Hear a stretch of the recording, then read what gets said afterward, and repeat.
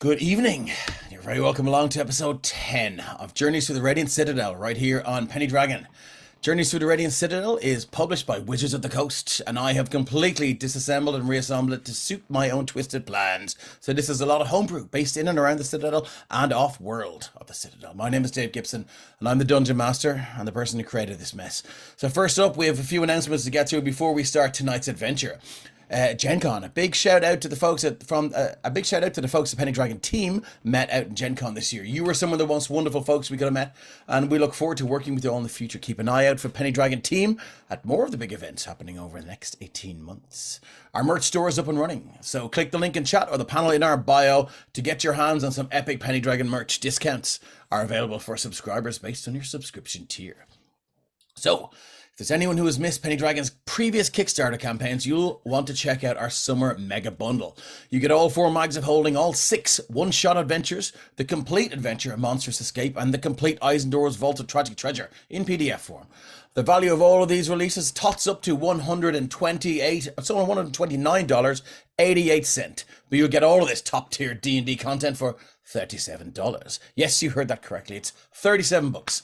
That's over 30 monsters, 400 magic items, and over 800 pages of adventure. Does not include a partridge in a pear tree for less than a third of the list price. If you haven't yet picked up any Penny Dragon products, this is definitely the best place to start. Just point your browser to pennydragon.games. And if you are just missing part of that, of all that content, they can be purchased separately there also. But wait, there's more. Tonight, to celebrate our Twitch channel hitting 1,000 followers, we'll be giving away a mega bundle to one lucky winner. So, entries will open sometimes during the stream. Viewers can type !enter and an amount of tickets. For an example, !enter space 10. Is that correct? Yes. I think so, yeah. Yes. Excellent, cool. I need to turn off my volume there. Space 10, yes. Then at a random point during the stream, after that, we'll close the entries and we'll draw a winner. So keep your eyes peeled for the signal in chat, which will happen at some point. Now, let's take a look ahead to the other streams on Penny Dragon over the next 7 days.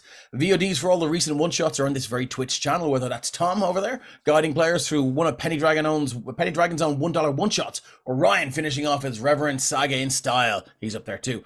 There is sure to be something that takes your fancy. If you want to see some of the older games, such as a visit to Jurassic Park, the first part of the Reverend Saga, or the likes of Blaine Capatch of Nerd Poker, negotiating a gnomish-built elevator, which I will admit was missing the instruction manual. These can be found on the Penny Dragon Games YouTube channel alongside the longer-running campaign arcs.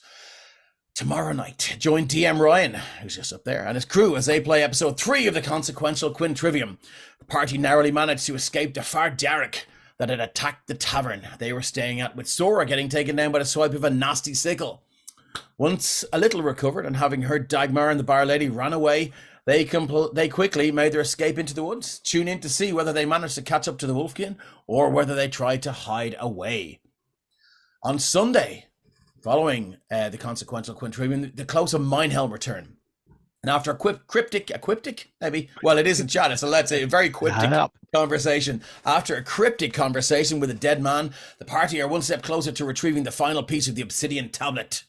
But can they wrestle it from the clutches of the cult before it's too late? Having now arrived in Valakai, join us on Tuesday for Curse of Strahd as our players set off with a famous monster hunter, none other than Rudolf van Richten himself and his pet saber-tooth tiger, to take on an entire encampment of Vistani who serve the Dark Lord of Barovia, Strahd. And on Thursday, I do believe we have Eris at hand. Thumbs up if that's correct. Yes, we have Eris at hand. Do we? Maybe. Hopefully. Well, hopefully. Look, that's the plan, and if I'm incorrect, then I will take 10 lashes on the whipping pole. Heirs to the Hand returns on Thursday, August 17th, and as the party continues their mission to rescue members of the Profano Munitions Group, the reality of the situation becomes clear. This is no mining facility, but a prison. The guards are stationed here. Is that right, or is there a one-shot? So I'm going back through the now to That's check okay. for you. You just shout out when that you know. But I thought it was the 10th. I'm not sure. I do believe it might have been the 10th, and then we told Craig it's not. And then it actually turns out it is. Anyway, look, I'll go through our thanks. Big thanks for our man. Not going to be Heirs to the Hand. That's on the 31st. Okay, so cool. Do we have it anything? is to be determined. Okay, to be determined. So tune in for To Be Determined on Thursday. We'll figure it out. Big thanks to our man on the tech bunker, Christian, who looks after all things Twitch, streaming, and of course, keeping the goblins out of chat. We couldn't do this without you, my friend. I'd like to thank, as always, Kate from It's a Maps for creating all or most of the maps you'll see on this stream. You can find Kate on Instagram, Twitter, and Facebook on @itsamap_IRE. Please give her a follow, and if you're looking for a battle map, her commissions are open now for now. All of the music you hear in the stream is from Tabletop Audio. You can go over to their website to find out more about what they do, and if you're running your own Roll20 adventures, they're up there in the jukebox, and they make some of the best battle music, including, but not limited to, mostly limited to Cry Havoc. Now you can influence the game directly from chat if you've ever wanted to help out a player by offering them healing. You can give them or the DM a benefit of a 1-use bless spell. You can do exactly that. Scroll down to the about section. You can find out all the details. Please remember to state in chat we would like to receive your boon. List it, go and grant it. Now we were supposed to have Craig tonight, who plays our Shadar Warlock, but unfortunately technical issues and the real world has conspired to have his car break down, so he won't be here tonight. But I'll tell you who is here tonight. Ryan. How we doing? Hi guys, I'm Ryan, aka Deranged Rhino, as you all know by now. Tonight I am playing Phoenix. He is a fairy, that's the one. He is a fairy wizard of a subclass of my own design called something that I can't remember. I'm really bad at this already. It's been a while. Yeah, we've just leveled up, so we've got some cool new stuff to be able to show off. So I'm looking forward to that. Tune in for Ryan's stream tomorrow. Yeah, I'm ready, as you can tell. Yeah. Okay, cool. Thanks for that, Ryan. Tom, you're up next. Hi, and good evening.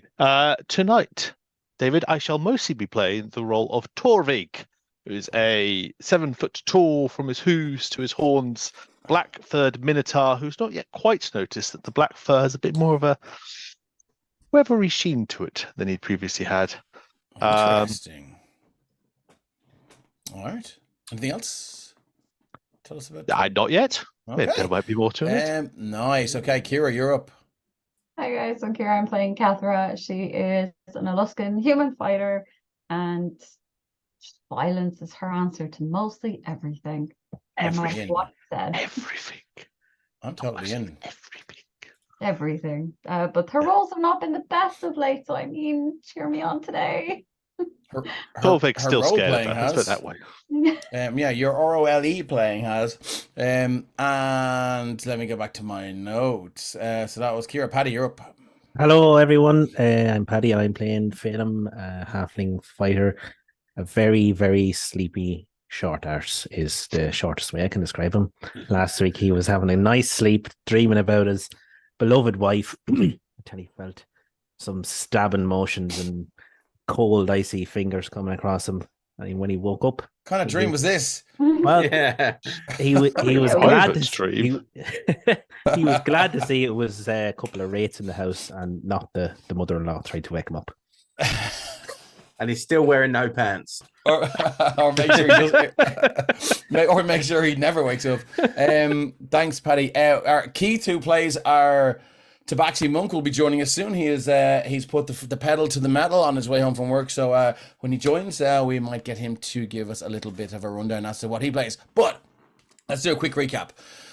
With their world in turmoil and the last standing city of Derthast under siege by the armies of the son of the Graven King, our heroes fled for their lives down the mountain pass with nothing but escape on their minds. A fork in the road with a new opening in the mountains thanks to a stray missile presented a new opportunity for the fleeing heroes. Into the mountain they ran until eventually happening upon a giant glistening gem the size of a small townhouse.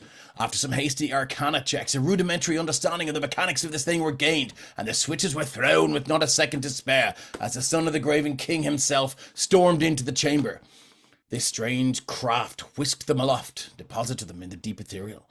Docking in a strange floating civilization carved from the gargantuan diamond of sorts, the party found themselves in the Radiant Citadel, a refuge in the deep ethereal for the displaced and lost. Exploring this strange new place, our heroes encountered a beholder named Derek, who was rather fond of the drink, and a wizard named Nod, who provided the party with a place to stay and rest on an ongoing basis. After solving a minor mystery in the Densing night market, they were informed that Nob and his allies had found some sort of scrying focus that had been attached to the craft that they'd made their way to the Citadel in. making it a certainty that their enemy now knows of this place and possibly its location. Nob has asked the party to travel back to the world of Hethar and gather information on who or what the son of the Graven King is. Emerging on the surface of the island of Garthas after a long journey, the party bumped into a wandering tabaxi bard called Derthast the Melodious, who made a deal to take them to a small settlement of survivors on the southeast of the island. Fleeing fast from a downpour of necrotic rain thrown at them by an entity known only as Shazastar, the party made it by the skin of their teeth to a small encampment where in the middle of a long rest they were attacked by Shazastar's minions. Now, as the dust settles, we find out what they plan to do about it. So, who names their child Shazastar anyway? Will anyone get a date with Grathieze? And what did Andira discover in their meeting with the old crone? Only one way to find out. Let's play some D&D. Yeah. Okay, here we go. So, last thing we left off, Shazastar himself appeared in this fountain over here. Let's see if we can paste him in there. There he is. Appeared in the fountain across the way and informed them that should they come to seek him out, he will send minions and more minions and more minions, not the little yellow ones, until they are either dead or undead. So, there Salazar turns to Catherine and he goes, I'm not so sure what you want to do about this, but it's the first time we've seen this guy appear in our compound of survivors. I've got the feeling this could be due to, how you say, oh yes, you. Thank you for the bless, Andy. I really appreciate you. Hey, Homebrew Quester in the chat. Shazam. Thank you very much. I mean, I'm not sure you can necessarily blame it on us. He may well have turned up this night anyway. You could say the fact that we were attacked implies implication upon our hosts. We too can play this game. It goes both ways. So we should really work think for what we so? do next. I think we should be working for what we do next, not for what apportioning blame. All right. I mean, that's one way of looking at it, but I'm quite interested to know why this Shazastar or whatever his name is has never come for anybody in here except for you guys. Well, he probably knows we're a threat. We're All right, dangerous. that's fair.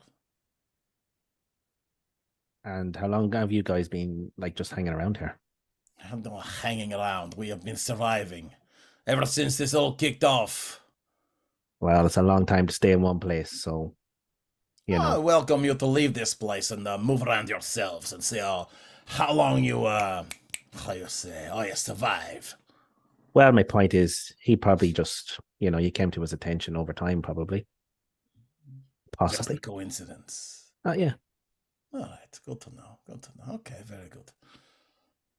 Well, Grathieze says, well, I'm going to go and sharpen my axe.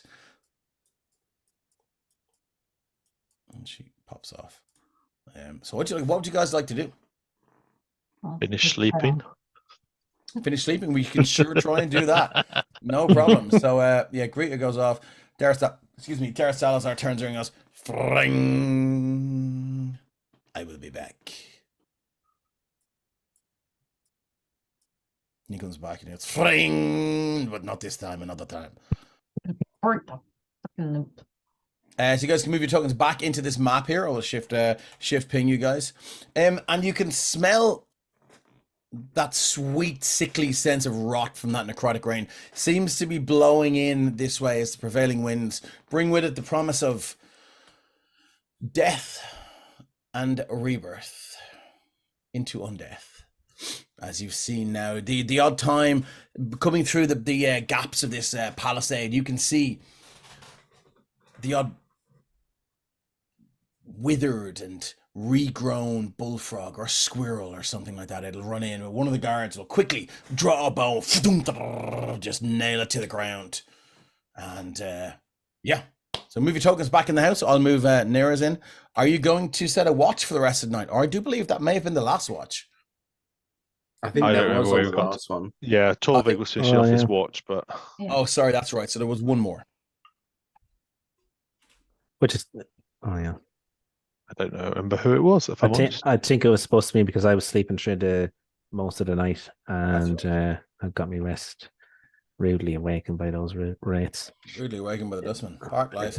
Cool. So you can everyone else can settle down to sleep. Torvik, if you want to move your token into the house, we can run through this little bit of the last one. So Phelim, you're out with your torch doing the rounds. Yeah. It is when it gets bright here in this jungled island of Garthas, it gets bright rather quickly. So you're wandering around, your torch held high. I presume now kind of shoving it deep into the shadows to try and suss out if there's any more of those creatures that just emerge in this kind of lengthening darkness from any point of darkness or shadow. Yeah, and I think I'd be particularly interested maybe in this area here. Just because that's where your man exited, I believe. Sure, yeah, we can certainly do that. So move your token over and let's see what happens to you. Oh, sorry, let's see what happens. Bye, Phelim. Nice knowing you. Have a little look under there. Protected. Just peeping in under if you can underneath that Okay, contraption. give me a perception check then if you like.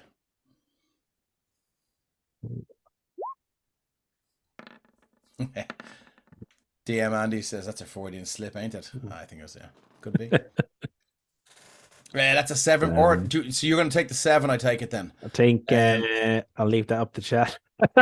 Yeah, I think we'll take the 7. So Phelim, as you lean down beneath this massive siege engine that's been pushed in here and has palisades attached to it to form some sort of guard tower, you look under and the shadows cast the torch casts eerie shadows underneath this huge massive contraption. They seem to kind of flicker in this kind of almost intelligent way.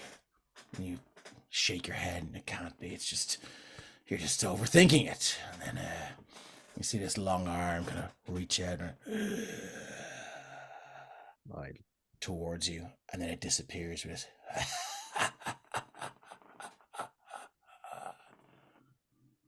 Okay, our giveaway has started. We have for our 1,000 follower giveaway, so please type !ticket space 10 to buy 10 tickets.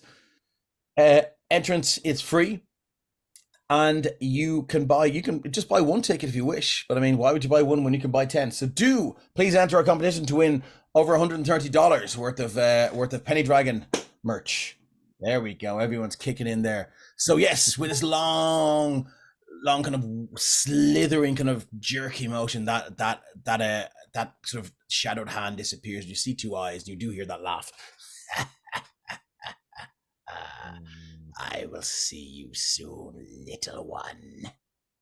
Yeah, you better stay away. I've got a torch. And Phelim is just like kind of straightens up and does this little jig to kind of reset himself. He's a little bit scared after everything that happened, and he kind of straightens up his shirt buttons and trots on as if nothing has happened. Okay, so where else are you going to go? Yeah, where else are you making arrangements to?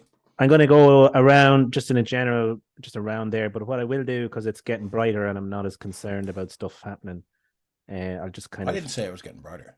All right, okay. Do that. If it's not getting brighter, I'll just kind of stick to... I've something else prepared, don't you worry. But I'm going to be, if he overhears anything in any of the tents, or if there's anything going on in this one, looks like kind of a sneaky... Interesting that you would say that. Okay, cool. So if you overhear anything in the tent, so how far are you just patrolling the house you're sleeping in, or are you? I do believe we have our Tabaxi monk Nero, who is Keith, with us right now. How are you? Can you hear me? Just about. You want to maybe we can turn it up? We'll take it. I'll see what I can do. Cool. Once you're ready to go, we can. On screen laptops. So nice. All right. Good old Nera. Nera. Yeah. Is that any better?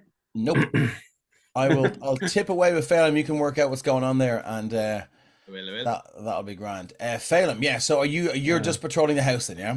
Pretty much. He's gonna go a little bit closer to maybe this tent, this one Move here. your token. Yeah. Okay. Cool. Move your token over there. What's your passive perception, Philip?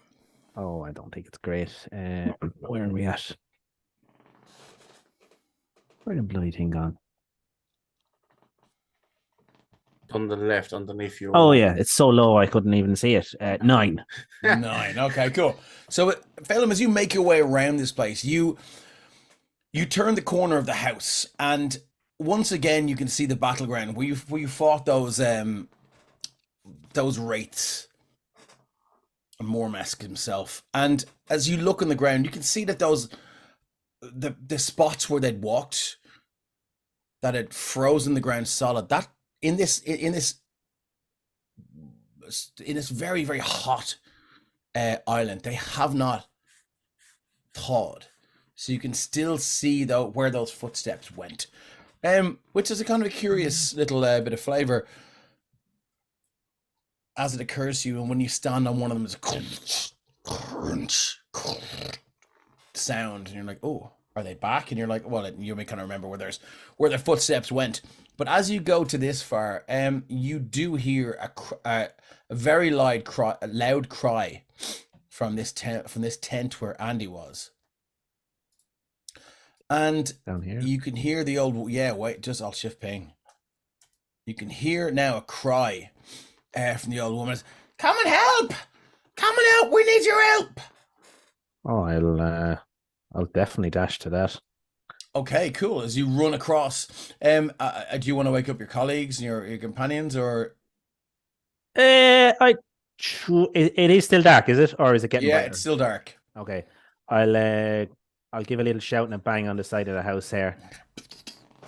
Call for help. I just got to sleep. What now? Yeah. I won't I've been spend out too much much time. time. Any sleep. Take As some heads, man. as you run down, this old woman here, who is working away with Andy, you can see now as you run into this tent, this old wattle and daub walls, and these long kind of thick fence posts and things, like they're all around the outside of the tent. And she looks over and she says, quickly, gather round. What's Oh, wrong? companion, I took them on a journey high above the island, and I was showing her the 4 points of power of lieutenants that live here. The horrible being Shazasar being one of them, until he made an attack on her in the other plane. She's there now. She needs your help. Gather round her. If you need everyone to hold her hand, I need you to whisper in her ear. Tell her what she means to you. Call her back. Beg her to return. Phelim, you're up first. What are you going to say about Andira? Oh my god! Any moment that you've had?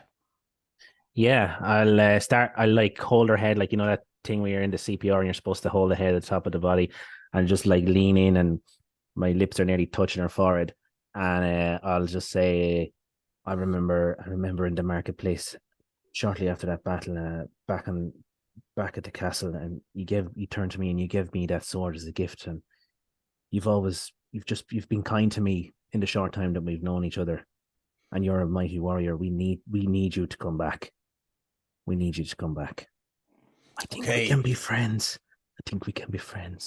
Okay, so you kind of see her Andira's brow is running with sweat now, and they're tossing from left to right, and the eyes are flickering as if in full REM sleep. And there's something going on. A hand flickers and reaches for a weapon that's not there. After you say those words, as you utter those sentiments, you can see now this sort of panicked and fevered dream state begins to calm a little better. And you step back, and she goes, quickly, I need someone else. Okay. Whisper words of encouragement. Say something to bolster her, their power above Only you, Alza. You have the power to fight the darkness. You can do Not it. you. Oh, You've oh, me. you Oh, already. sorry. Your words are useless now. Okay. And he Anyone else? Ow. He'll call out and call as well.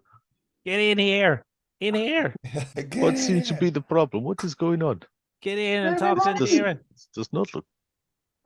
And Again, as you Phoenix enter now, this large tent, which has become more of a fortification as the years, as the months have gone on. You can see it's lit dimly inside with these sputtering torches, and this old woman is now bent over again, just trying to minister to your good friend Andira. She turns around and she goes, "She's in a fight. None of us can help her with. Out there, above, in the other place. But she can hear you. So whisper words of encouragement. Tell her how much she means to you, and she might come back." So Torvig is headed in, meaning to kind of like strengthen and resolve in terms of her fighting words. If you'd allow me, I'd like to lose my boon of crew fix and cast Detect Thoughts and see if I can find a bit more about what they're experiencing and how I can aid them. Interesting. Okay. Which Torvig has not been able to do this spell till this moment. Okay, cool. But So, that kind of like this situation is that as he's reaching to what to do, it kind of almost feels his thought going out to try to link in with Andira. Okay, so I've pulled up Andira's character sheet here. I will say that because of the lethal nature of this fight, in this sort of incorporeal place, that she will sense an intrusion and will try and make a saving throw. Okay. Because obviously you haven't done this together before, Yep. where she's been in such a place that she's decided to willingly fail a saving throw. So, what's the saving throw and what's the DC? 15. DC will be should be 15. I don't know why it says 12. It should be 15. Okay, no worries. Plus 2 on this. That is a 19. Unfortunately, so you can feel her body tense as you place your hands on their head, and they just resist it. Now you can try and do that again next turn if you wish.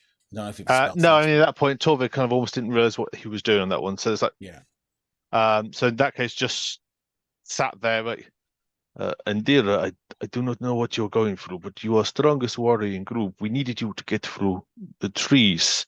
You seem to bring the boon of the Raven Queen as we approach this place. It seemed the blessing went with you. You need to reconnect with that blessing. You need to pull that through. The luck you had to get us to this encampment. You need to find again where that is. And we are here through. We need to know what you need from us. And again, you can see their body sort of racked with this, these twitches and turns, and almost as if their body's mimicking whatever fight they're going through, in whatever plane they're on right now, and then it settles down for a little bit. It like just becomes sort of more relaxed for a split second. Apparently, I mean, you would assume that your words went on. That your words did not fall on deaf ears. So she goes, quickly, one more.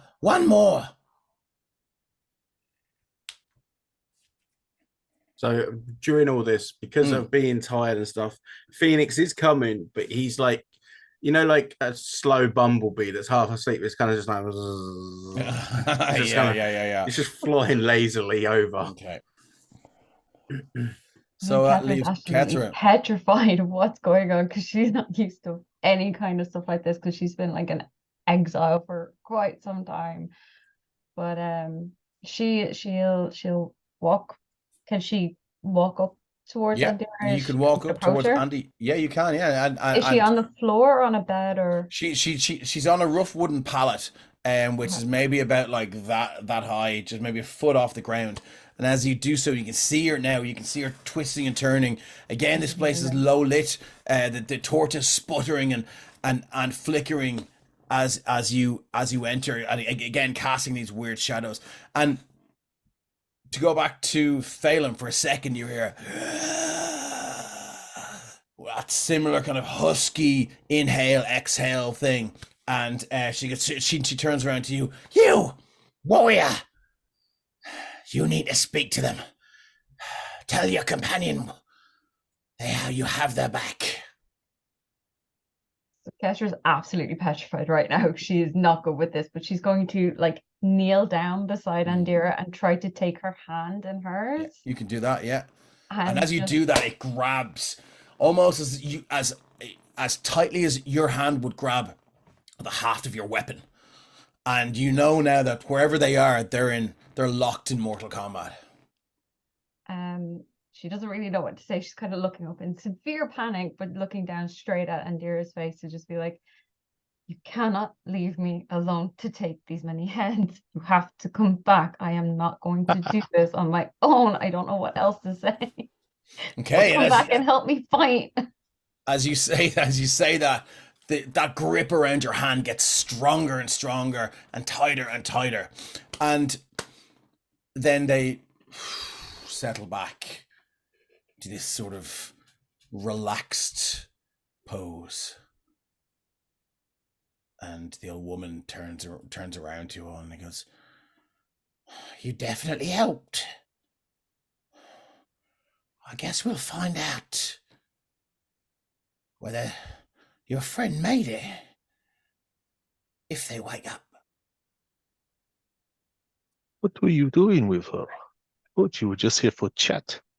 Yes, I was instructing her.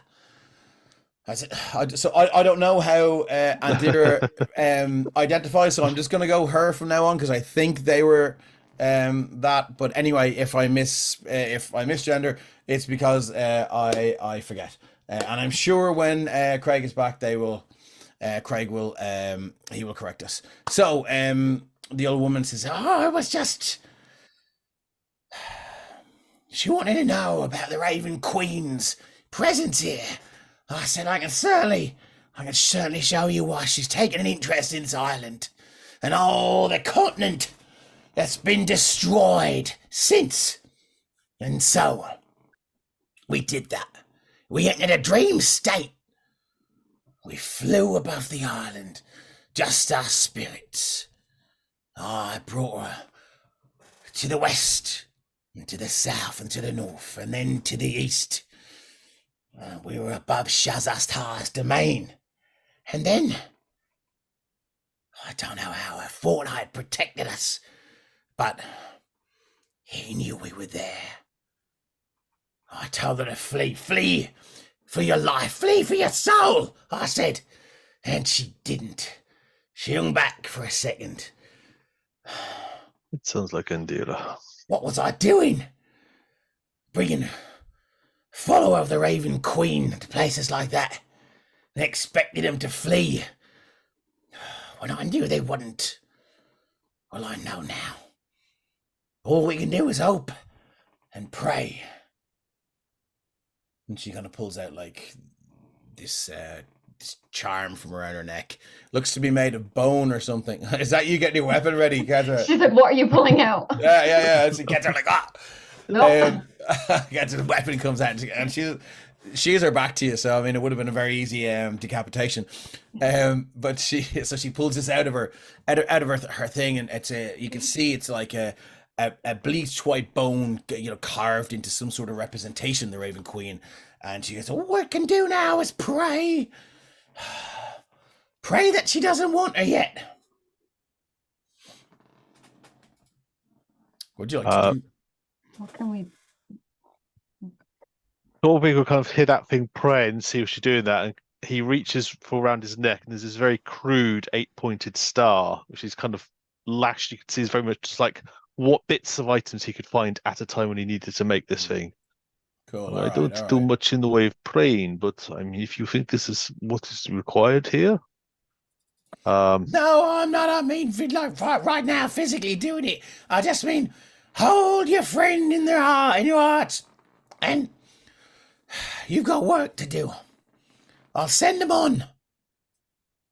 I'll send them on when it's time. If they've made it, if they haven't, we can pray for their souls to be taken by the Raven Queen. Because if not, I dread to think what Shazastar is doing with your friend's soul right now. Go and get him. Go and destroy him for all our sakes. Has she concocted this to make us do that for them? Ryan, why would you be so suspicious of me? I wonder. Make it Training a check, experience is please. just Fucking hell. Let's That'd be a get that's a 13. 13 insight. All right. If you got a bless, no. Okay. With a 13 insight, she seems. You can see that Andy is not just sleeping. Okay. Right. So let's look at the facts that you can determine, the physical facts that you can determine from this situation first. It seems that Andy is not just sleeping. They're definitely locked in some sort of bad dream. Mm-hmm. Whether or not they're out there in some sort of astral plane or a different plane, trying to fight something is indeterminable right now, unless you want to use some magic. So with those facts there, let's analyze her personality and what she's doing. With your 13, she seems there is sweat on her brow that was there before you came in. It didn't just appear. So, and she does seem, with your 13, she does seem on the level. There may be one or two things she's not telling you, but I mean, it's hard to know if that's because you haven't asked the right questions or whether she's hiding something from you. That's fair. Okay, cool. Tower Moment says, Dave, I may need to force hire you to do my audiobooks. I wouldn't recommend it. It takes me a while to get my scripts right. So anyway, but look at Homebrew Show says, was she sent here by the devil? No good, sir. She's on the level. Yes, she's on A level. We'll see. I'm sure we'll find out what that is. She's on the 5th level, not the 7th. Yeah. Anyone else like to do anything? Can you hear me now? I can hear you now. Can you hear me now? Am I Yes. loud and clear? Apologies, and thank you for your patience. I am coming to you from the depths of Strad Valley Hall. I'm over building Electric Picnic. Nice. So Well, thanks. that's for why I'm not at taking home. Thanks for taking the time out and doing that, because I know No, how absolute hard a pleasure. slog that is. So thank you. No, absolute pleasure. It's good to get some fun time. But Yeah. so I'm sitting at the end of a bed. That's all good. playing. That's all So good. thank you. So, Thank you so for all wait, that. wait until we're off before you take your clothes off and get in it. So Hey, look, that's Or your choice. don't. I'm happy. or don't. Let's roll a performance check. So you can tell the folks who you are and what you're playing. Oh yes, hello. My name is Keith, and I am playing with Andira, the Tabaxi monk, the fastest cat in town. I think we did a speed check last did. time, and we got some serious mileage up. But he's just happy to be here, wandering from plane to plane and having adventures.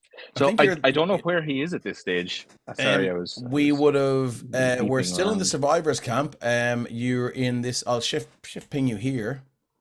Everyone is left. I'm still asleep back in the tent. Pretty much. There was a bit of a bang, and you've scuttled out, or if not, the rest of the party have scuttled out, and you are you're all set. Did you manage? You were in the last one, so you know what happened. So yeah. Yes, and while I was getting ready, I did have you on. I was watching on Twitch while I was preparing. Good stuff. So cool. But then when I dropped out, I missed bits. No worries. All right. You were catching up, and then Andira was in some sort of a locked in some sort of dreamlike battle with something. That was confirmed to be Shaz himself, who, as they were sort of astrally scouting or sort of dream traveling, he spotted them, whereas the other three didn't.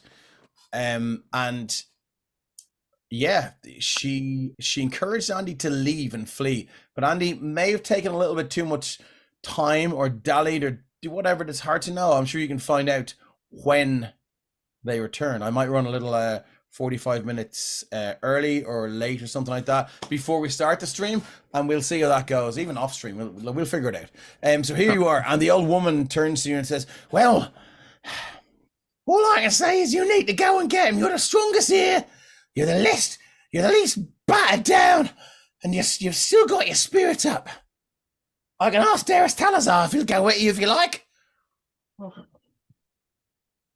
I think once we've just recovered from the fight we've already had tonight, I think we will be headed out. I think we should leave Derthast Talazar here with you, so you make sure that you have all the able-bodied people you require. I'm so glad you said that. He's a good one. I like him. My estimation, this old woman goes down 2 notches with that. Well, she hasn't been charged 750 gold for a Revivify Skull, so that's all. And she won't because we used it. Yeah, pretty much. So as you make your way back over to the tent here, why am I on this weird little select thing? What is that? Oh, new roll 20, is it? New roll 20 is a little bit glitchy. Anyway, so as you make your way back over, I will say nothing else happens for the rest of the night. You get your long rest. So as the sun begins to rise over this this blisteringly hot jungle, the cacophony of bugs and critters and night dwellers begins to sort of subside. And a whole new chorus of day-dwelling creatures begins to just creep in on a low level, and all of a sudden, until after maybe half an hour, it is loud. The jungle is always loud. It's just what type of loud it is. And you wake up, and again, when you stick your head out the window, you can see that these frost-like footsteps, they're all still here in this blistering heat. Makes you wonder. If I head up to that siege engine above us and I look out, can I see if those footsteps carry on from where that one, or if there's some markings now of I'm looking for one. Oh, okay. Maybe give me perception or survival then. Whatever you prefer. Much, I think. I will guide myself though, because this is what I'm intended to do. Just do that in private before you do it. Well, no, that's a personal question. Giving myself guidance. Don't come in. Don't come in. There's a sock on the door. Slightly distracted because someone tried to get in when I was guiding myself. But yeah, 17 I roll. 17. Okay, so yeah. So as you look over the side of the thing, you can indeed see several footsteps. And they do weave around. They do weave around to the side of the gate here, which I'll shift ping, and do head off that way. Okay. Okay, good to know. Anyone else like to do quite anything as as they get up incorporeal in as the we morning? think. Okay.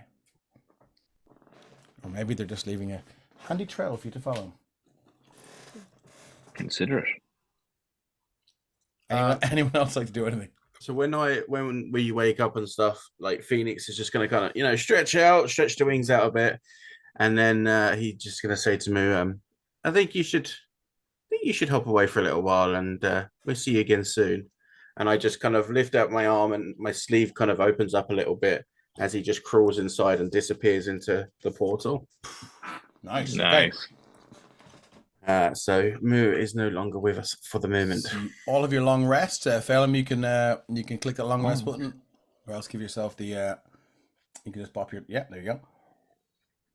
Also, if anyone had any exhaustion effects and stuff like that, you have regained 1 level of you've lost 1 level of exhaustion, which is most important. So as you awaken, you're met by the friendly, happy, fuzzy head of Derthast. Phelim, my friend, ring. How are you today? Fine morning.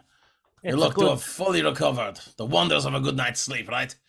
Oh, well, it was a good first half of the night's sleep, and Phelim was kind of stretching and rubbing his ginormous belly. Melodious, where would we get a nice bit of breakfast here?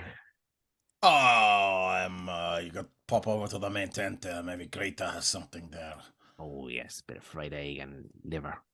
Probably not that good, but you do you.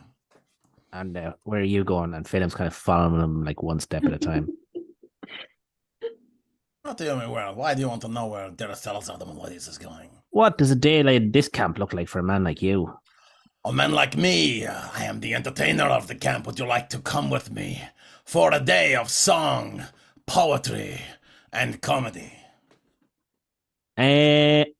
No, I'm going to get some breakfast instead, thanks. All right, no problem.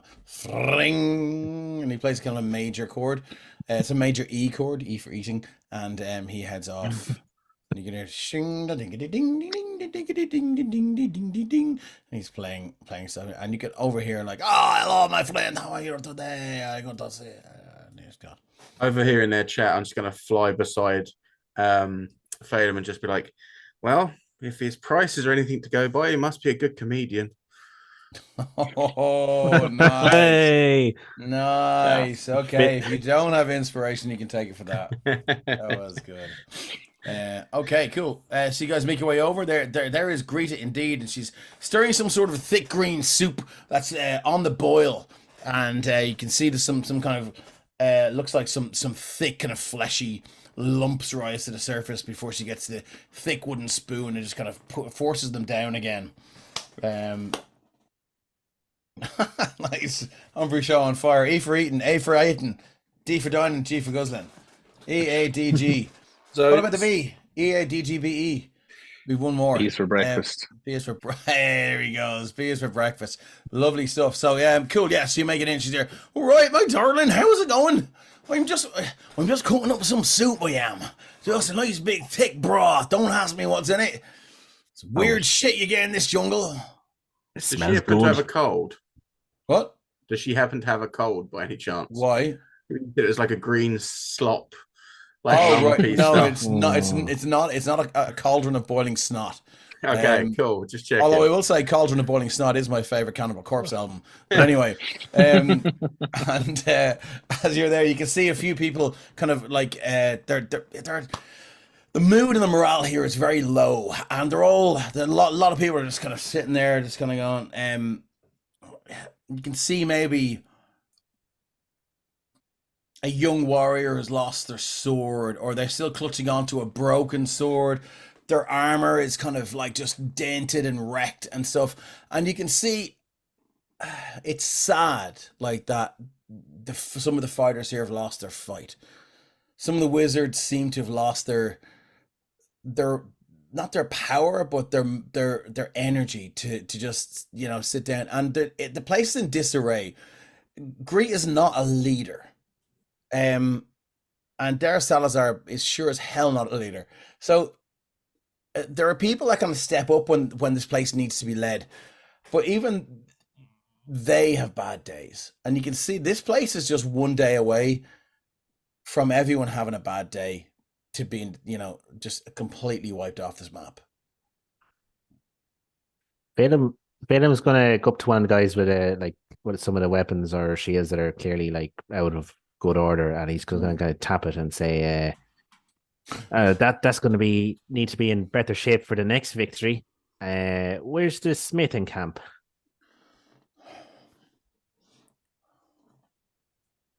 Who the fuck are you? I'm Captain Phelan. Captain Phelan, is it? That's right. You'll be captain of dog shite now over here now in about fucking 3 days, I tell you. This place will suck the life out of you. There's things out there that are too powerful for us to take on. Our Smith. We have no Smith anymore.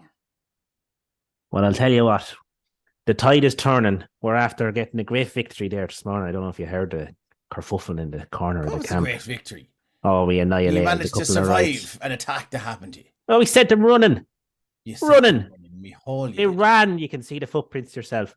Come here to me. I'm very good with tidying up weapons and tools of the warrior class. So if you want, I'll tidy that. I spend a bit of time tidying them up for you. My fucking sword has been cut in half, lad. Yeah. But can you make that into a full sword again? I can sharpen it up into a very sharp, short sword for you. Can you now? I can. I'll go on away with you now. Let's have a look and see what you can do. And that'll go for the rest of you, Balaam will say, as he turns around in a circle and slurping the soup. And he'll wander off. The soup's not ready yet. She hasn't sort of disseminated it yet. That's maybe the wrong word to use. Hungrily looking at the soup. Regrets not drinking it first. Okay, cool. So that's you. Phoenix, Kara, Phelan, and Nera. What are you up to? I'm working on something. I'm just trying to read the details. No worries. Hethar's kind of pulled back Torvik, a bit after the whole thing with Andira. She's a bit shook up by that because she's not used to the people. She had I've spoken to before, and just kind of like, no, she was right about people. She's keeping her distance again. Okay, cool. Can you turn up your volume a little bit if you can, or get closer to your mic if there's any way of doing that? That'd be great. That's all good. That's no problem at all. We can, yeah, that's fine. So Torvik, what are you up to? Sorry, I thought was Ryan about to speak then. No, Sorry, that's fine. Ryan, You can carry on. I guess I've imagined that Torvik has spent enough time with Kefra to recognize that she's withdrawn again, so he's just going to be that kind of silent companion. Okay, no worries. Yeah. Okay, and Ryan. So I'm gonna, if I can't do it myself, I'll probably ask Kethra or Torvik to grab like a crate or something to put in the center of this tent, and I'm gonna try and call all of these downwardly upset people to come round this box, essentially, like just trying to encourage them to come over for a minute. Yeah, you do that, and how do you do that? Is it like, are you standing in the box when it's kind of rousing spirit speech, or are you just like, is this before you do whatever you're going to do and just go, guys, get your fucking asses over here? Yeah, I'm flying around. There's the glitters follow me all the way around. It's nice and pretty and stuff, and I'm just like, come on, everyone, get in the middle. I just want to show you something. Get in the middle. Right. As you do that, you can see they kind of force themselves to their feet. Some are like aching, sort of half-healed wounds, and but it's their spirits that are flying here, and it's their spirits that are the real wound, the real festering wounds in this community. And they're just like, oh, for fuck's sake. They get up and they all kind of walk around. They make their way up. One of them is like, "What? What you got to show us, little creature?" I'm gonna stand on a box and I'm just gonna say, I know everyone here has lost a lot, including some of my friends here as well. I'm not necessarily from this plane, but this is going to happen everywhere. So the one thing we need to do is fight, and fight for what you want and what you want back and what you're missing. And just to give you an idea of what you could rebuild, I offer you the chance to see what this world could be like again. And so my finger goes up to my temple and I start kind of swirling it out. And as I do, you can see this kind of opalescent pink and purple strand like start coming out from my head, following my finger, as I then twist and turn it and place it on top of the crate. I ask you all, each, one at a time, put your hand in here and see what the world can be again. And I'm going to encode thoughts. And basically, I'm going to give them an image or a memory of what the world used to look like. Encode thought, putting a finger to your head. Did it pull a memory or an idea, a message from your mind, transfer intangible strength? So casting a spell while holding a thought strand allows you to instantly receive whatever memory, idea, or message the thought strand contains. And as it's a tangible thing that people can touch, I assume it gives them the ability to be able to see what the memory is or the thought. Okay, and does it become real? So if they think about food, it becomes real, or no. It's just a memory. It's just a thought. It's a thought that will be taken into them of what it looked like. Are you so you're warning them to make sure it's a good memory, because they have a lot of bad ones here? No, this is my memory. So it's my memory of what the world was like when it was good. Okay, and I'm telling them that this is what we're fighting for, is to rebuild this. Life out of me. Sorry. Well, okay, yes. I just saw the replay on Twitch.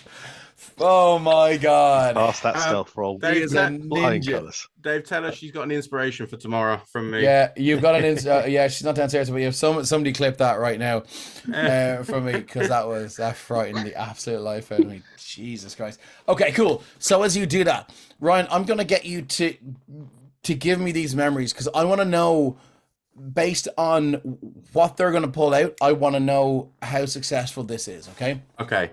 So the first one is this young man, 21 years of age, maybe looks about 21, 22, heavy like eye bags, and his shoulders constantly slumped, and he still has the scabbard, but he has this this broken sword. He just seems to. She ran downstairs to catch her. Just seems to just hold this thing and look at it with this sort of forlorn look. What does he see? So he's going to see the brightness and vigor of a young man in his courting prime, just enjoying life with very little worries other than, enjoying his courtship and stuff, and just the brightness of the world. Okay, good to know. Next up comes Greta. And she goes, "All right, I love a dip in your wee box there, my mate." And she she pulls out this token here. What does she see? She's gonna see, or this one's gonna be more conveyed as a feeling more than anything, and it's gonna be care, compassion, thoughtfulness. Okay, grand. The old woman who was ministering to Andy, she had a small child with her. It's a small half-orc girl. And she's here. She sort of followed you guys over, through curiosity and just a child's general inquisitiveness. And she kind of looks at you, almost asking for permission. Of course. She reaches in, pulls out this thing. What does she see? The old lady or the child? The child. The old lady's still ministering to okay. Andira. So the child is going to see a world full of fun. Everything's sparkling, it's glittery, it's fabulous, it's full of all the joys a child should have. Okay.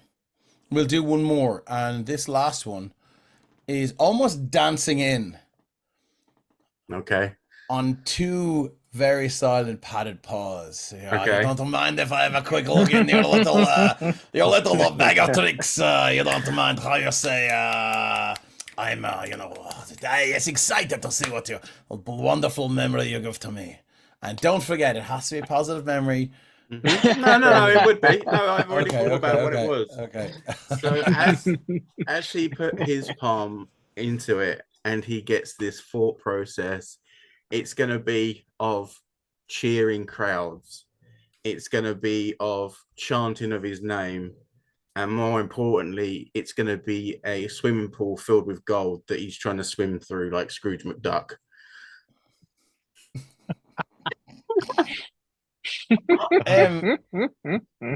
And if you've ever so his face is gray, like this kind of gray tabaxi kind of fur, and you can see now there are a few tear stains just running down, and he goes, "It's so beautiful, it's wonderful." All we have to do is fight for it, all of us. And you can see there's now some kind of stirring of emotions and almost like the extras in the movie behind the main scene are just, they're all doing this kind of talking and just, oh yes, we can. And it just seems the mood in the tent has lifted. And because this place has been a grind, it's been a grind in the spirit and the soul and the heart. And through the use of that spell, they have definitely, and it lasts 8 hours, right? Yeah. Oh yeah, I'm going to leave it there so that they can just work away with it as much as they want. Okay, I think that will make a huge deal. It's a really, really creative use of that spell. You already have inspiration, so I'll give you inspiration to give to somebody else. We'll give it to Nira. Nira. Okay, cool. No worries, Nira. You have inspiration. Because Nira's been so nice to me. Yeah, that was really, really creative. So yeah, you can see now that like there is the spirit of the place is definitely lifted, and just those memories of things that have been long forgotten have been sort of reestablished and are now burning bright in their memories. And now there's a little bit of an A-team scene where they're stuck in the thing, but people are sort of going around, and someone begins to thanks Homebrew Show for hanging around. We love you. and we'll see you soon. Happy rolling, everyone. Happy rolling back to you. And you can see now there's this kind of vibe where, you know, no one stood up as a leader yet, but they're all kind of moving. Oh, well, I saw this piece of equipment there, or maybe we can use that to fix that, and that'll be fixing that. So there seems to be a general stepping up of the current state of maybe how well this place could defend itself for a short while. Perfect. And then also, just to flourish it, I'm going to give a wink to Torvig, having seen him been able to do it before as well. And I'm just going to start using my druid craft, just lacing the inside of this place with flowers around this point. Okay, that's nice. And as you do that, you can see they all just gonna sprout, and they you know, continue to grow these small vines, just gonna just shoot around the inside of this tent. And some are kind of glowing flowers, and some are not, and you know, some just kind of flicker with this kind of fey energy, and change colors. You know, these flowers with 5 petals that just kind of run through this kind of rainbow kind of order and stuff like that. And you can see the younger members of this survivors camp are kind of looking up, and they're entranced at the beauty of this. So, where are we going? Are we heading off to hunt an evil undead entity? Oh, looks like we got nods from Katra over there. Nice. Anything you'd like to do before you leave? I guess at some stage we'll probably have to, if we don't kind of naturally start getting together, Nira will be asking. I think Nira's just taking a little stroll around. They've never really seen anything like this, so he's kind of like just checking it out, politely chatting to people, kind of friendly, but not too kind of emotionally engaged. I think he's been around a lot, and he's kind of like, you know, they might make it, they might not make it. Yeah, I'm moving on. Not in a dismissive or a rude kind of a way, but just but like in a very functional way. Yeah, I think he's a little bit like that. He's kind of like, so, but being polite and friendly, and you know, if anyone asks for a hand or anything, but and again, just kind of like chatting. And if the gang kind of like doesn't naturally start coming together, I think Nero will be kind of like, you know, we have no, see what's going on with this Shazistan, this lad. So we'll probably have to go and get. I think as well, after he woke up and everyone was gone, he probably would have got the lowdown off everyone as to what happened with Andira, the old woman. Cool. And he probably would have got like slightly confused as to what was going on. So he'd be trying to figure it out. But he got the gist of like, we have to go and fight this guy. So it's like, right. No worries. What's You're the happy crack? to leave Der Salazar behind. Yeah, I think Nira still is a little bit not doesn't mind Der Salazar too much. He wasn't he wasn't there for that whole scenario. No, that's okay, no problems. But yeah, and then a quick like, do we need? Well, he was kind of actually he would probably ask, do we need to get anything off these lads before we leave? And then he'd take another look around and be like, they don't really have a whole lot, so let's leave them to it. It would be good to see if they have any spare arrows we could take, just refill the quivers. Food we can manage, that's fine. We have that covered, but arrows would be something. Okay. Do you want to? Who do you think the best person will be to ask about that?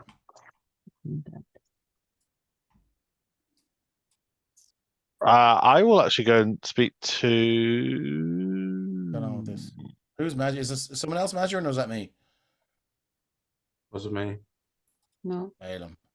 No, it wasn't me. Well, I said Fallon fun. All right. Oh, Sure. really? Wasn't there an elf woman that Torvig managed to thoroughly annoyed the previous day? Yes, there was. Yeah, which he totally missed. So he'll go and try and find her and see if they've got spare arrows. She's kind of wandering around.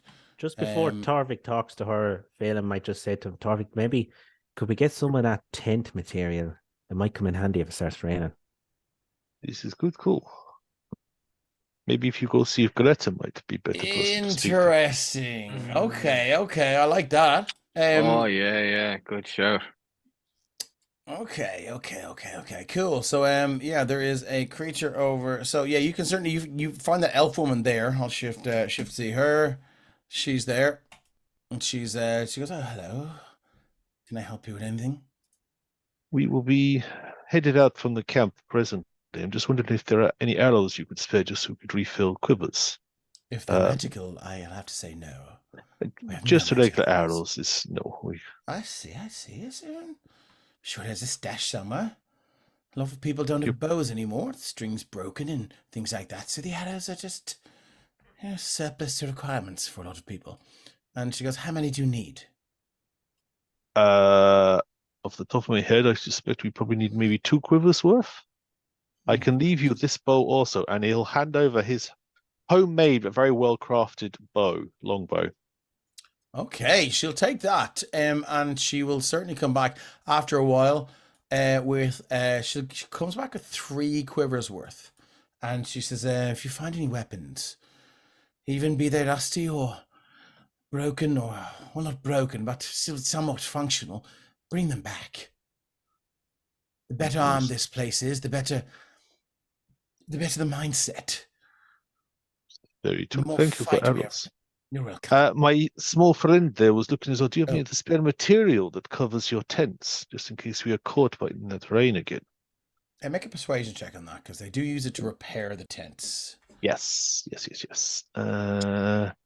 Tick and tick. Are you rolling? Come on, roll 20. Are you rolling? There we go. Persuasion, Torvig. 14 plus 4, 18. She goes, 18. Yes, I suppose I can spare. How much do you need? Is it like for you all to huddle under? I mean, yes, we just need this as an emergency provision for, say, 6 of us. 5, 10, 15. I expect we'd have to be long by 10 foot. So what, 20 foot by 15? That sounds like those are good dimensions, yes. That would be wonderful. All right, I'll go and suss that out for you. And she comes back. And you can see that she's tried to fold it up and into a smaller size and then roll it. But it's a heavy tarp, and it's like rolling. Anyone who's tried to roll tarp, it's very difficult. Right. And it's kind of folded over, and it's very unwieldy. But she goes, "Hey, I'm sorry. I'm sorry. Here you go." And she brings it to you. Find it is more than I expected. Thank you graciously. You and your camp have been most kind to us this last day. Hey, well, you've helped us as well, I'm sure. Raise the spirits, and we know you're out there somewhere trying to help this island and eradicate the threat of. I won't say their name again, but you know who. That is the plan, yes. Yes. All right. There Salazar comes up and he goes, look at the heroes. Heroes at the gates. Fling. You're off to save the day, huh? What are you doing this for? You doing it for free? Or are you going to get some money from these people? Not entirely certain they would have any money to give us at this point. We're doing it for brotherhood. All right, where's your brother? For our friend. Doing it for your friend, I can understand. Where's your brother, little Phelim? I'll say there, and I'll point to Torvig. There, and I'll point to Nira, and I'll just keep saying there and point to all the members of the party. And at this point, very, very reluctantly, he'll just point kind of in the direction of Melodious. So it's like the word there, like THERE, there, Salazar. And you kind of point that direction, and he goes, pleased to know. Consider me a big brother, my friend. So I tell you what. Don't ever let it be said that Derthast Salazar the Melodious is how you say. What? Nothing. Is how you say stingy. And he says, I've got something for him. Oh yeah. Yes. Tell you what. You've all had you've all taken your turns at being dickheads to Derthast Salazar the Melodious. But Derthast Salazar has done a lot to help you out, you know. So, but I tell you what, even though this has happened, I will give you this. And he holds out this small kind of vial. It's about the size of a perfume bottle, containing a silverish orange liquid. Would I know what that is? Yeah. So if anyone who plays D&D and knows what the official D&D colors are, I don't do that. I just describe my own potions to be like something else. Yeah. It kind of stops people from going, oh, that's a potion of healing. So you would you like to make? You can taste test it if you wish, or you can cast identify on it. Whatever you wish. If I can just do a taste test, I'd do that. You do a taste test, yeah. And you have, as you do that, give me a quick Arcana check just to see how good this taste test is and how good your taste buds are functioning. 24. Before you even have the stopper off, the smell hits your little nostrils, and you're cast back to that time where things were going bad for you over in the Fae, and you were in a battle and you took one of these, and you healed 44 plus 4 hit points. Oh, sweet. There's a potion of greater healing. Thank you. This is going to help massively. Oh, I hope so. I hope you pray for the day that. I pray that you do not need it. Thank you. But if we're going to that fellow's place, I'll hand it off to Torvig. Would probably be the best person to give it to. All right. If you're going to that fellow's place, I've been there before. And there is a creature that guards, shall we say, the upstairs of the place. I know there's a way down. I just never had the balls or the cojones to, make it down there. So, all I will say is, that thing that how you say Andira. It is an odd name. I stumble over it too. All Yes. right, it's kind of hard to say, Well, that thing that they got that pop, pew pew pew, and shoot at the balls from their hand. You know that? Mm-hmm. Ability. Yeah. There is a creature who is a savage undead entity, but can do something similar to that. So, all Derthast I will say to you is, not a lot of undead creatures can shoot weapons or bolts of power or whatever long distances. So, just don't think on distance or confuse distance for safety. Thank you for the notice. That is good to know in advance. Give us a song for the heroes, the greatest heroes this island has ever seen. Let's hear it as we march He off. pulls out the thing and he gives you a D minor, status of all keys, and like, oh, sorry, that's a funereal dirge. I won't go for that one. Oh, it tells you ding ding ding ding ding ding ding ding ding ding. Oh, they go off to that. Oh no, that's the wrong one as well. So, do you know what? I'll tell you what. I'll give you a victory song when you come back. All right. Better be good. Yeah, you'll be great. No problem. Derthast the Melodious is the best. Ring. What's your favorite flower? My favorite flower. Oh, I like the one that you can crush up and then smoke. I gotta just blow that. Maybe just the one to look at.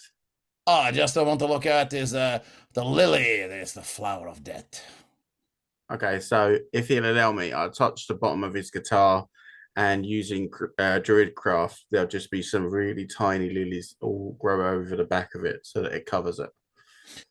Okay, he will allow that, and he gives a ring, and it is a slightly more muted sound now, as the notes don't resonate in the guitar. Sorry, in the lute as well. He goes, thank you very much. You can see he looks down, slings it over his shoulder, and just kind of walks off. Now you just need to play harder. They're probably not going to be there when you get back. No. So, as you make your way to try and find the lair of Shazastar and end his reign upon the eastern part of this island, I think that's where we're going to take our break. Oh. Hey. Thanks for sticking with us. Thanks to everyone that tuned in. And the journey begins right after this break. Let's go. Very exciting. Savage stuff.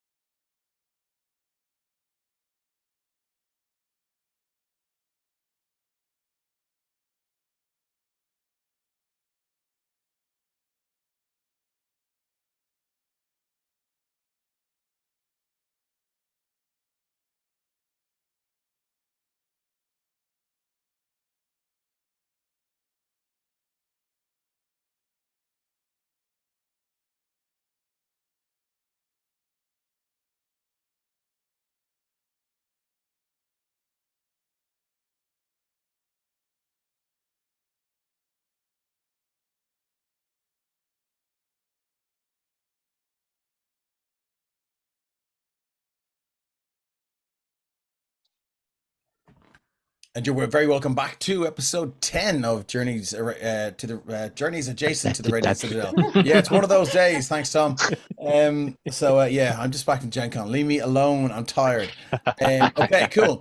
So as you make your way out of the survivors camp and just trot away, I want to know what is going on. Like, you will have to go back the way you came towards that place where you battled the skulls and stuff like that, which is where I have you. Sorry, with the giant skull where you battled the undead minions, where Parandira nearly died and Nira did die. So, is there a vanguard here? Is there a watch? What's the story?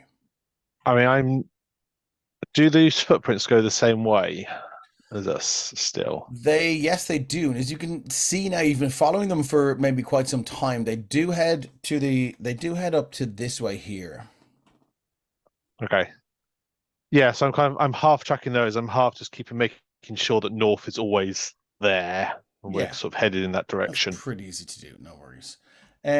So you're ahead then. So Torvik, how far ahead are you going to be?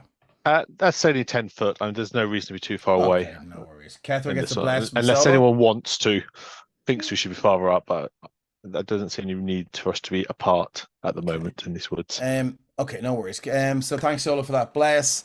So as you move through, you can see now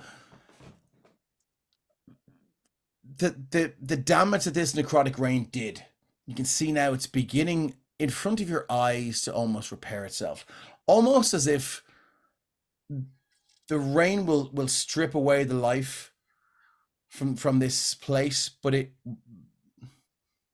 will regenerate rather quickly, and it's hard to tell, as to why that is.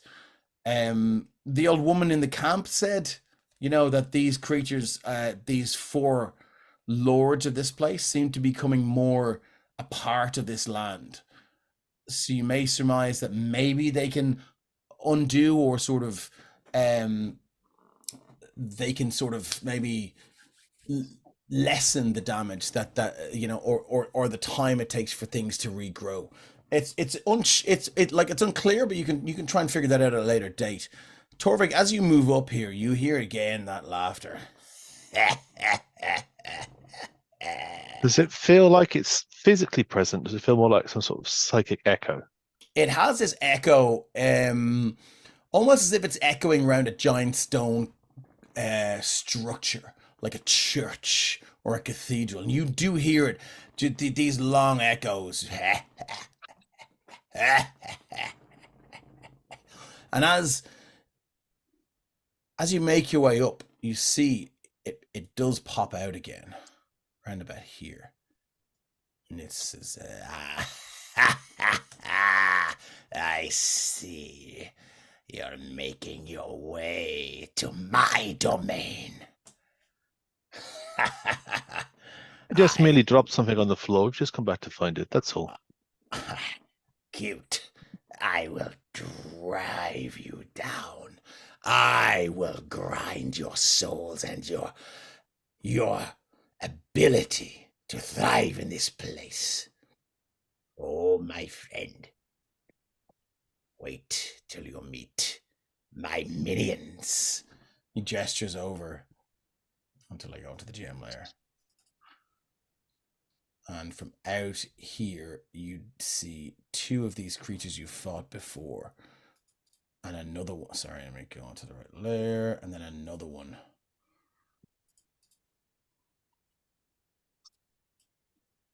Hethar, you're up. Pop out here. What? And they all pop out with this. And they're like a dog at the end of a leash and it's waiting for the signal to attack. He says, oh, my friends, you have such a journey to make. But unfortunately, nowhere as safe as your survivor camp to hide when the sun goes down.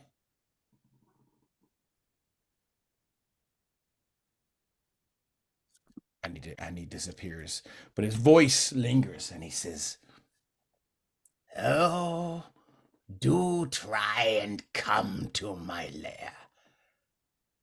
I hope I get to crush your souls myself. And I need everyone to roll initiative. Before you do, I just want to check the turn order is clear. Because it may not be. Where's my fucking... Oh my god, what's going on here? Wow, okay. Was that me or you? Oh my god. Yeah, I know, right? Where's my turn order in here? Dice. Turn order is there. It's not. Let me clear that big boy, and then we'll remove all turns. Clear. All right, let's go. I need everyone to roll initiative. Oh my god. That sucks considering I've got a +7. Jesus. Oh mate, when I play like an assassin rogue, Shadar Kai with +7 plus alert, I still roll like shite. So don't worry about it. Sorry, where is my jukebox up here? Natural ones out of the way. Before we start this, can I say would have handed one quiver to Kefra and one quiver to Phelim of those, and kept. That is, yeah, that's absolutely fine. So you guys have a quiver of arrows. So, oh my god, it keeps defaulting to this aim thing. It's just really weird. Every time I select something else and come back in, it's gone down the left-hand thing to the aim. It's really annoying. So, let's go for this one here. I think me and Kefra need to have a roll-off. Right, I think so. Because we're both on 11. First, I don't mind. That ladies first. There's initiative. There's initiative. Oh, look at that. 19, 19, and 10. Okay. So let's reorder the turn order. And I deliberately didn't do Cry Havoc today because I'm sure you're all seeing it. It's the pirates. It is pirates, one of my favorite ones. Sort by Descending. Torvik with a 24.18. You're up. You see these creatures emerge from the jungle canopy, and their eyes flashing with this yellow, baleful glare. What would you like to do? I would like to shoot them in the face. All right, roll to hit. Do I want to shoot them in the face? Yes, we do.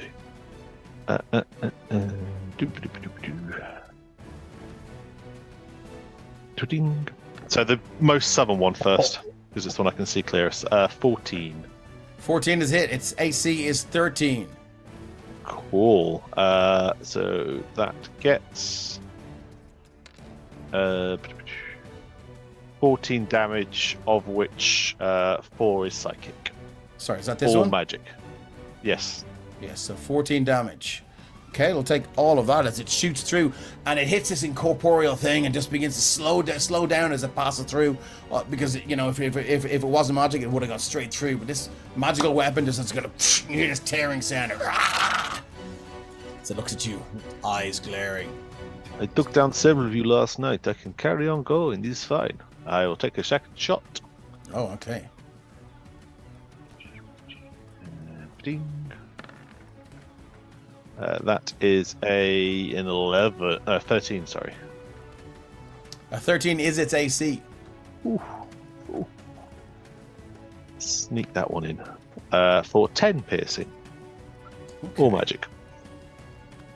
Another 10 piercing. Okay, yeah, it's going to take all of that as your arrow streaks through the air and passes through one of its eye sockets, the yellow, just flickering out for a split second, and then back at it. So that is going to take all of that. Nice. Anything else you'd like to do to your turn? No bonus actions this time, so that is me and a whole position where I am. Okay, this Wraith here, let me check its movement. This is this one here.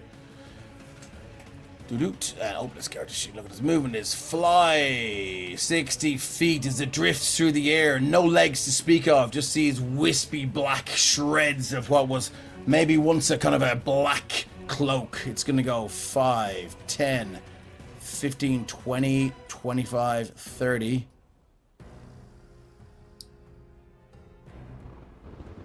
How intelligent are they? +1, so above average. 35, 40, 45. It's going to go and have a go at Phoenix. So it's going to use its life drain as it reaches out this wispy kind of incorporeal clawed hand. It goes to attempt to wrap around your neck. Okay. And a 20 to hit. Hits. For 24 necrotic damage. And I need you to make I need you to succeed DC 14 saving throw, where your hit point maximum is reduced by that amount. What save? Sorry. Sorry, DC 14 Constitution saving throw. Con. Okay. 16. 16. So you've just made it. But did you feel this claw wrap around your neck? And it almost grabs your entire face. You just feel the life force and energy be sucked out of you. But you do still put up that fight, and you haven't been affected completely by its power. It is going to. It's going to stay where it is. Moving on. Hold on. Did I move on there? We're going to move on to the next wraith, which is. Second now. It's here. So we're going to go 5, 10, 15, 20, 25, 30, 35, 40, 35. Let's go 35, 40. Let's go that way. It's not going to get that opportunity attack. 45. It's going to go for Hethar. Hethar, you're up. It's going to have a go at you. Again, it reaches out. That's not the right creature. It reaches out, and it is going to do another life drain on you. It's 23 to hit. Hits. Hits, okay. Again, another 23 points in necrotic damage as it reaches out. And it grasps your neck again. It all seem to go for the neck, and you feel this of your heart is beating, begins to beat faster. Dum, dum, dum, dum, dum, dum, dum, dum. And you just feel all of the energy and life and moisture just begin to be drawn out of your body. I need a DC 14 con save, or this will come off your max hit points.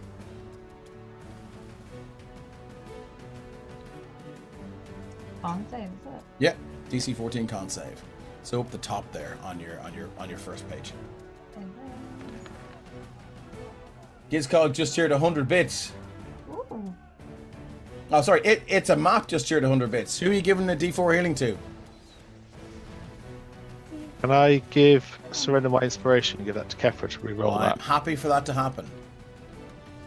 It will be a reroll though, not the 24. Yeah, no, absolutely. Yeah. Yeah, cool. Yeah. So take a reroll. You feel this shout of. We're gonna wait on Kate to tell us who it's for. It ain't much. Okay. Are you sure you don't want to give it to your DM because he's a lot lower? No, it's all right. It's all right. Okay. So let's give me another con save. Yeah. 20. Okay, as Torvig just shouts these words of encouragement. You feel just something settle over your shoulders, and you fight off that. You fight off that attack. It's gonna stay there though. We're up to Hethar now. What would you like to do? She will have her battle axe in the hand, so Yeah. if he still has her at the neck, so she's just gonna try and get him from up and over. Okay, cool. No worries. If you can get closer to your mic, we would appreciate it. You're quite low. Sorry. That's all right. Thanks. Everything's not working today for me. That's okay. So Okay. 21 to hit. Are you wielding a magical battle axe? No. Okay, no worries. So it's resistant to non-magical attacks, so it will take half of this. Oh no. We need to get you a magical weapon. Yes, I need to find magic ASAP. Don't forget the 1d4 healing as well, though. You can roll that as well and stick it onto your healing. I think you have the Dagger of Returning, don't you? That's magical. I think we swapped out the cursed one as well, so I think Nira now is the cursed one. Yeah. So you do have a magic dagger. Oh, did we do that? We talked about it. I'm more than happy for you to retcon that. So there's your 3 hit points, so you can stick yourself. Oh, that's for me. Oh, okay, nice. Okay, you got Kate one as well. just did. Yeah. Nice. Okay, cool. So that's a big help. Thank you, Goat. So it's like that damage dagger. That one. Yeah. What I will say, you've swung with your battle axe this round, so you can try and use that later on. But I mean, look, let's see how much damage you do when you do half damage, because it could still be more than your magical dagger will do. You do have a second attack if you want to. So you use did it. 5, was it? No, I will. Sorry, I'll 5 be with the battle axe. definitely going again. That'll be halved down to 2. No, she'll take another swing at him. Yeah, no worries. Sorry, I didn't realize you had the damage on the left. So there you go. 14 will hit down for 7 slashing, and that is more than your dagger might do. Nice. Well, maybe depending on your strength adjustment. Okay, cool. It's a map Irie says she needs to win the bits lotto. Yeah, okay, so you take these 2 slashes with your battle axe. They do seem to pass kind of harmlessly through, but they maybe kind of done some kind of damage, but you're unsure. You do feel less safe with a non-magical weapon. Anything else you'd like to do, Hethar, with your bonus action? No, she's just going to. Okay, no worries. Moving on to Phoenix. Okay. I'm going to first things first is shit, it's only these guys though, and I don't really want to do it with these guys. Yeah, okay. I'm just gonna do mage armor on myself. Okay, no worries. You throw your mage armor. What does that look like? So it's just that kind of you know, like when you get beamed in from Spark and you see the light go up over them as they come in. But it's like that, but it's like rainbow and fluorescent. Okay, nice. Okay, Phoenix, anything else you'd like to do? That's all I can do. This wraith up here in the top left is going to start moving. Shift ping him so you see where he is. And they move down 5, 10, 15, 20, 25, 30. 35, 40, 45, 50, 55, 60. We got them to Nera. Nera, they're going to make 2 attacks on you. So here we go. First attack. They've been rolling pretty good. It's only +6 hit. First attack. Oh, sorry, it's just 1 attack. Sorry. That's a 19 to hit for 16 necrotic. Let's have a quick Google and see what I can do. No, 19 was it? Yeah, that hits. That's going to hit. It just seems to just drift lazily through the air until it maybe 20 feet from you, and its eyes go and it just shoots through at this crazy speed, and just almost like a jump scare. It's up on top of you. You can see its jaw distends, and it just goes to bite you over your entire head. You feel these cold pinpricks around your forehead and your chin as this thing, its distended mouth just chomps down on you, and you are going to take 16 points of necrotic damage, unless you'd like to uncanny dodge that. Have you got uncanny dodge yet? No. Not yet. Okay, you're going to take all 16 of Monks that. don't get uncanny Oh, sorry, dodge, I thought you were a rogue. They get evasion later. Yeah. Cool. All right. Yes, you feel. I would all like to that. uncanny dodge that actually. I know, right? Who wouldn't? So that's all you get there. That's all he gets there. 16. Yeah, minus 16. So give me a DC 14 con save and see if this comes off your max hit points. 14 con save.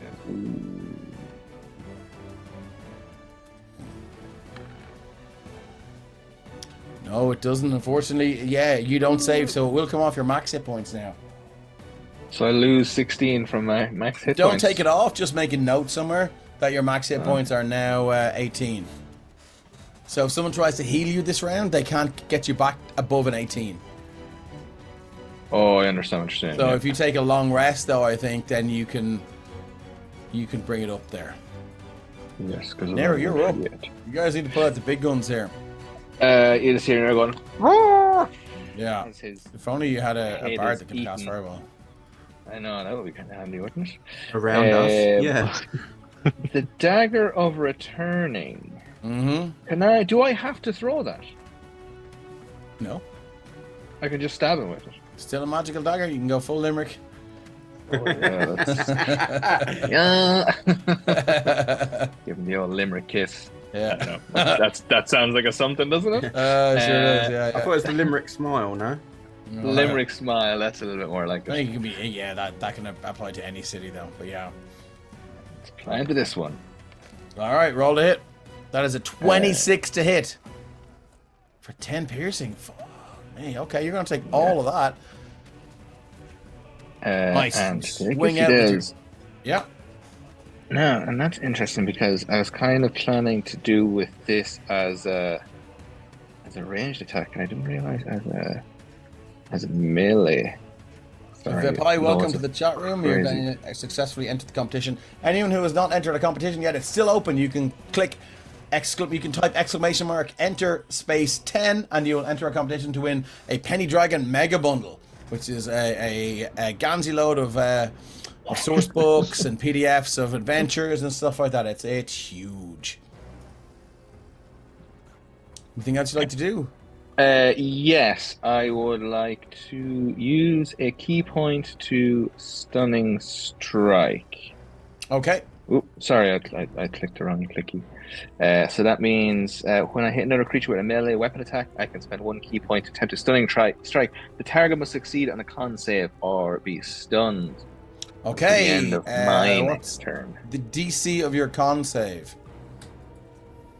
That's a fantastic question, and one that you would imagine I would have an answer to. Is it Plus more than a proficiency plus 7? wisdom.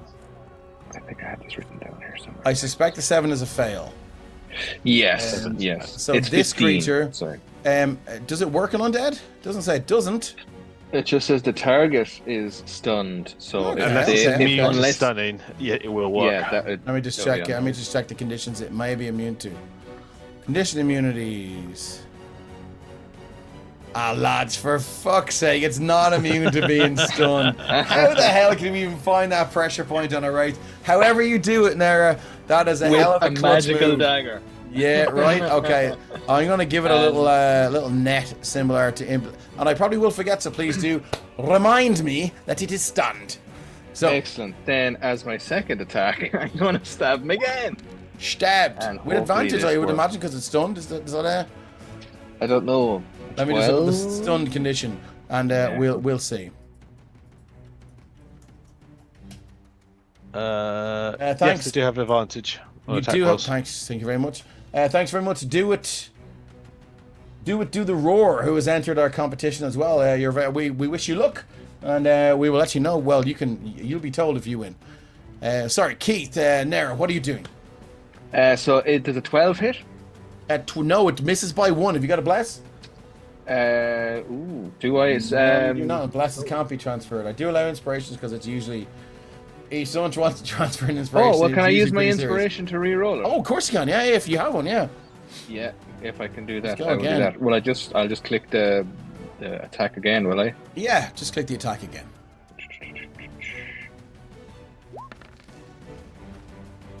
Okay, that's a 28 for 10 piercing. Excellent. Oh, I nice, stab nice. him in the ghost head, and then I'm going to. That's actually going to be it, because otherwise I just chew up all my key points. Okay, you can. Actually, if you've movement, you can move away. He can't. He's stunned. He can't take any opportunity. oh yeah, brilliant, fantastic. Yes, then definitely, I absolutely will. I will Happy days. dance away back to It'd here. be remiss of me not to tell you that. Well, thank you. I should have remembered that myself. That's all right. It's okay. I don't know monks Kind too and well, but generous. if I can remember something, I will certainly tell you. That's it for you. Want to fail it? What have you got? I think that was. I'm happy with that. That was a savage round. Paddy, you're muted. I'm always doing something wrong. Anyways, Phelim's delighted to see your man like he is. Wanders over and starts laying into him. Okay, roll to hit. There we go. First one. Come on. 18. One hit. second. Sorry, something's happened to my setup here. I'm after doing something. Give me 1 second now. Apologies for this. So I'm going to do that.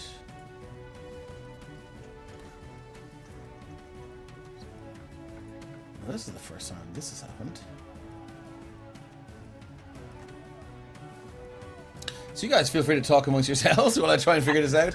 Sorry, I'm just trying to fix my displays, and unfortunately, it's mirroring to something. Okay, so I'll just turn off the mirroring. Too many displays, is it? Yeah, I know. Yeah, mirror. Stop mirroring.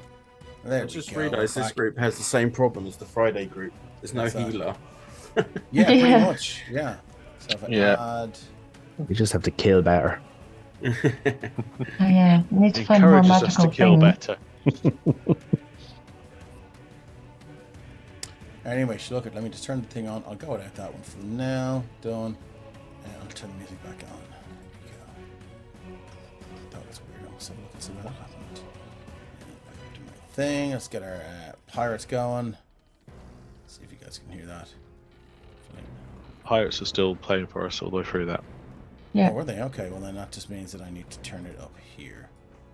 Anyway, cool. Is it still playing now for you guys? Yeah. I can hear it in Yeah. the background, yeah. Yeah. Okay, cool. All right then. Well, I can't, but I'll figure it out later on. Anyway, okay, cool. So sorry about that. Phelim, Right. moving on. You're taking a Non-magical swing. attack, yeah. Non-magical. So that's 18 for a 5 points of piercing damage. So you swing your sword in, it doesn't get that satisfying crack that you want. But anyway. And he goes with his second one. He steps right in as they don't have legs, but like he's kind of standing where that would be, and he goes again at it. Okay, roll to hit again. That's a 19. That will also hit. Another 11. Down to 6. Okay. And that's me two weapon fighting, and then I've got an extra attack, which will give me another one. Okay. One more. Come on. 20. That's not natural. 26. 8. Unmagic or non-magical. 8 will not hit, I'm afraid. Their AC is 13. So. Sorry, 26 to hit, but 8 damage. Okay, cool. So that. Oh, sorry. Okay, right, Grant. So that's 8 and 11 is 19. Plus 11 is 30 points of damage, half to 17 against this one here. Okay, fail him. He's still alive. Moving on. Well, do you know what? Can I action surge? You sure can, yeah. And that will just reset my moves, basically, won't it? So I'll go. It will give you another action. Another action, so I'll attack with the two weapon and fighting again. Okay. I'll give you 2 swings at it. Just hacking into him while I have the bit of advantage over him. Okay, let's see how this goes. So it's 27 and a 17, is that right? 27 and... The 17 was a previous one, wasn't it? 11 is I'm going to go with the second one. 27 with 11 damage. Yeah, okay, so 27 plus 10. Finally! How have you got an advantage on these strikes? Is it stunned? He's stunned. Okay, yes, that's what it's done. Cool, sorry. I lost my display, so I was kind of looking, relying on you guys. That's a 28. Okay, so that's 10 plus 4 is 14 plus 25. Do you want to roll on the D100 table? Do it. Give me D100. Let's see how our critical. If anyone doesn't know why he's doing this, we have a critical hit and a critical fumble table, which I'm gonna see now, which is a 50. All right, halfway there. Living on the prayer. You attempt to disarm your opponent. Unfortunately, your opponent is their weapons. Their weapons are a part of them, so it doesn't work. But you do. Do you know what? You have disarmed them from life because they had 6 hit points left. And you roll about, 25? So tell me, how does this creature meet its end? As I slice through it, it starts to kind of solidify, not quite fully, but more like a really watery mincemeat stew, and just soaks into the ground. Wow. Okay. Cool. That's a very impressive death scene. Cool. As you do that, you can see you hear this deep and sort of a very amused laughter. Little one, there are more where that came from. I hope you have your reserves in place, because you'll need them. You'll find no sleep in my domain. And that one just disappears. Anything else you'd like to do, Phelim? I have a bit of movement left, haven't I? Not much. I'll just move up to here. Okay, moving on. Yep. Torvik, what have you got? So they've all bypassed me. I trust Kefrat to take care of themselves, but Phoenix looks like they might be in a little bit of trouble, so I'm going to shoot for that one first. Okay, roll to hit. Pting. This one has not been damaged. That's a 29 to hit. 29, I think, will hit. Just scrapes the thing. For 16 points of magical damage. Yes, 16 points of magical 4 damage. is psychic. Okay, we're just checking to see how it is with psychic damage. It's not immune to it, and it's not resistant to it. So anyway, yeah. So it takes all of that to squirt through the chest, it sounds like a pencil going through a thick piece of paper. As it hits it. Anything else you'd like to do for your second one? Second shot. Same one. That's a 14. 16 to hit. 16 to hit. The roll was a 4 and you got a 16. Second attack hits. So that is only, this time, 13 points of damage. Okay, 13 Magical points of hit. damage. And as you do this, you hear again this laughter, this reedy voice. Maybe I should send some rain your way. See how you deal with that. Maybe you should I see won't. allow us to combine. We say hello. We talk in person. Welcome you, you strange creature. And that is it for Torvik. Yes. Okay, Yes, this that's it, right totally. here is going to E. He's going to move to here, so he has an option. He hasn't seen Phoenix do anything of interest, so he's going to make a life drain on Torvik. It's a 14 to hit. 14 does not hit. I feel like you guys know I always tell you my AC, so I'm going to get you to tell me your AC. My AC is 16. Okay, I'm going to roll Bless. I only have one, and this is if this hits, this is Andy's fault. I will say also you can see my character name does have AC and. Oh, sorry, yeah. perception I built in, just yeah. have, does it? Oh, thank you very much. That's great. Here comes a D4. It's also an for fuck's sake. Sorry. Oh, shit. Oh, no, quiet you. Don't worry. I'll be coming for you in a minute. And it reaches out. You almost hear, as it reaches out towards you with its life drain, you almost hear this American voice, this like high-pitched female voice going, "Get him, Dave!" And but it's hard. Who's Dave? What's going on? And it does. You dodge past and it just misses. Yeah. That's all it can do. I do believe. I do one more thing. Create Spectre. I'm not going to do that yet. One movement. Yeah, they're kind of one-trick ponies here. Yeah, actually, yeah, I will make sure health bars are sorted out for the next stream. I keep meaning to do that, but I do have like 3 pieces of homework now that I need to do for that. This wraith here is going to, that's all it can do. This wraith here is going to go for Hethar. Hethar reaches out again and goes, "Come join us in the grave."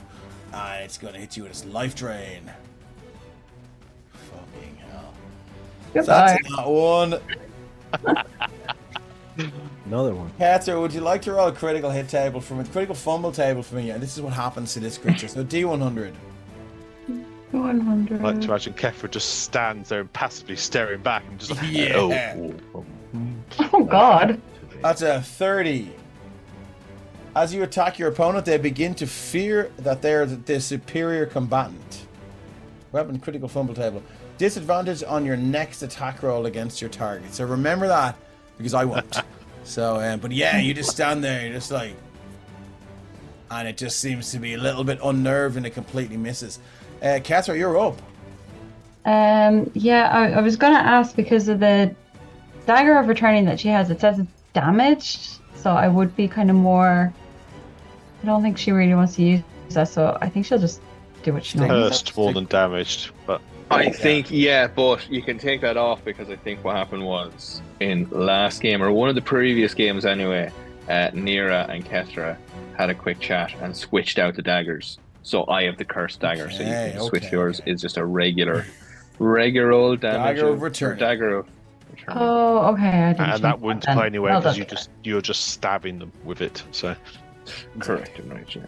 Oh, okay, yeah, because she'll see that the kind of dagger kind of worked before, so she's kind of gonna slip that out of the pocket and try to get him up there then. But I don't know if mine is going to work because I don't think I changed it out. Oh, Looks like it's working to me. that Looks works like fine. you made it. 21 to hit for 7 points of piercing damage, and it's going to take all of that. But I would argue that if you... Yeah. So what's that? Plus...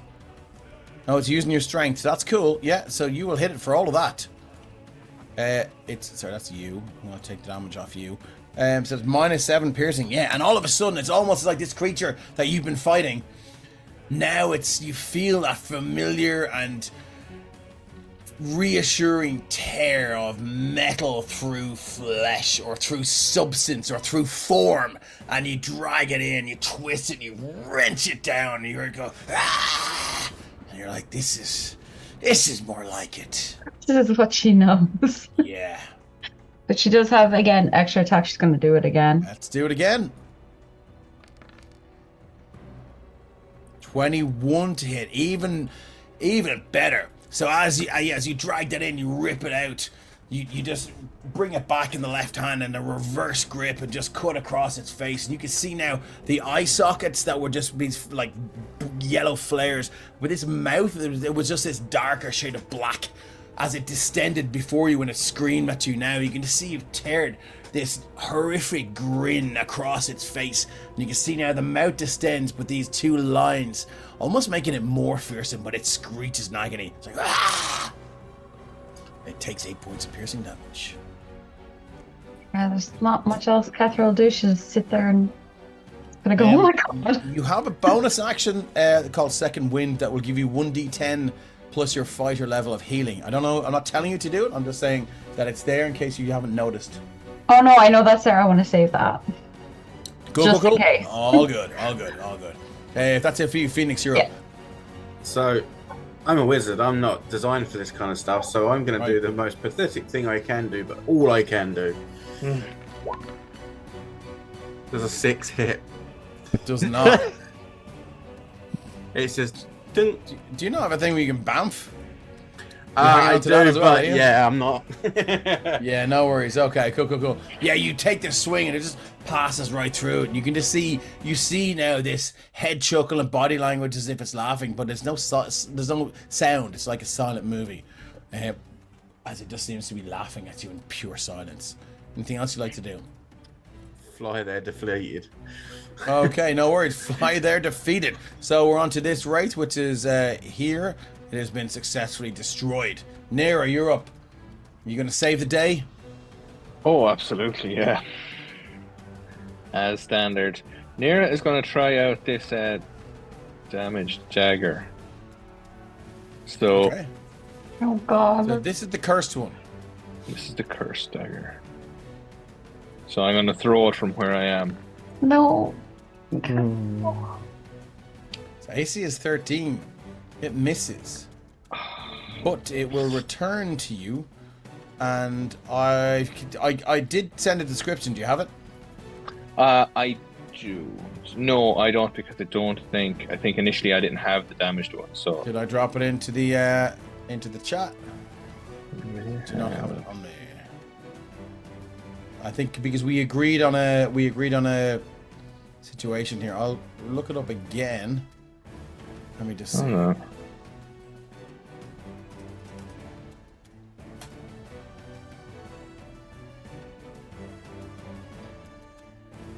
Oh.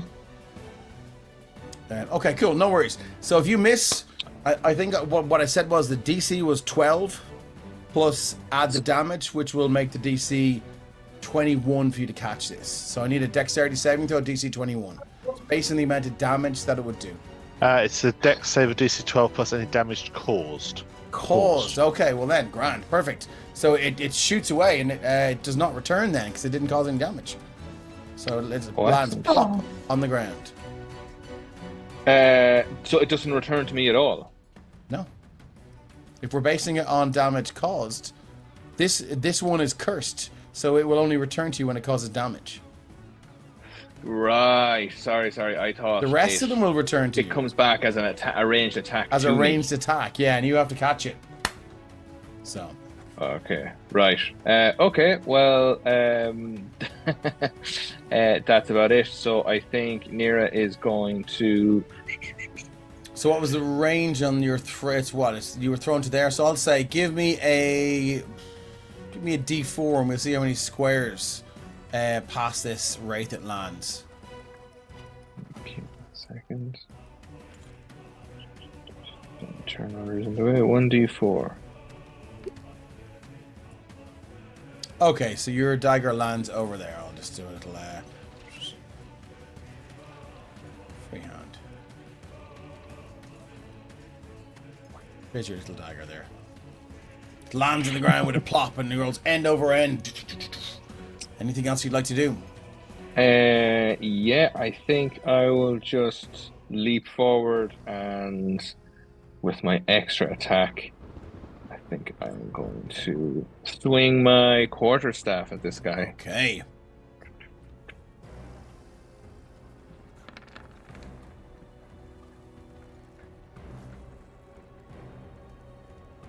That is 21 to hit.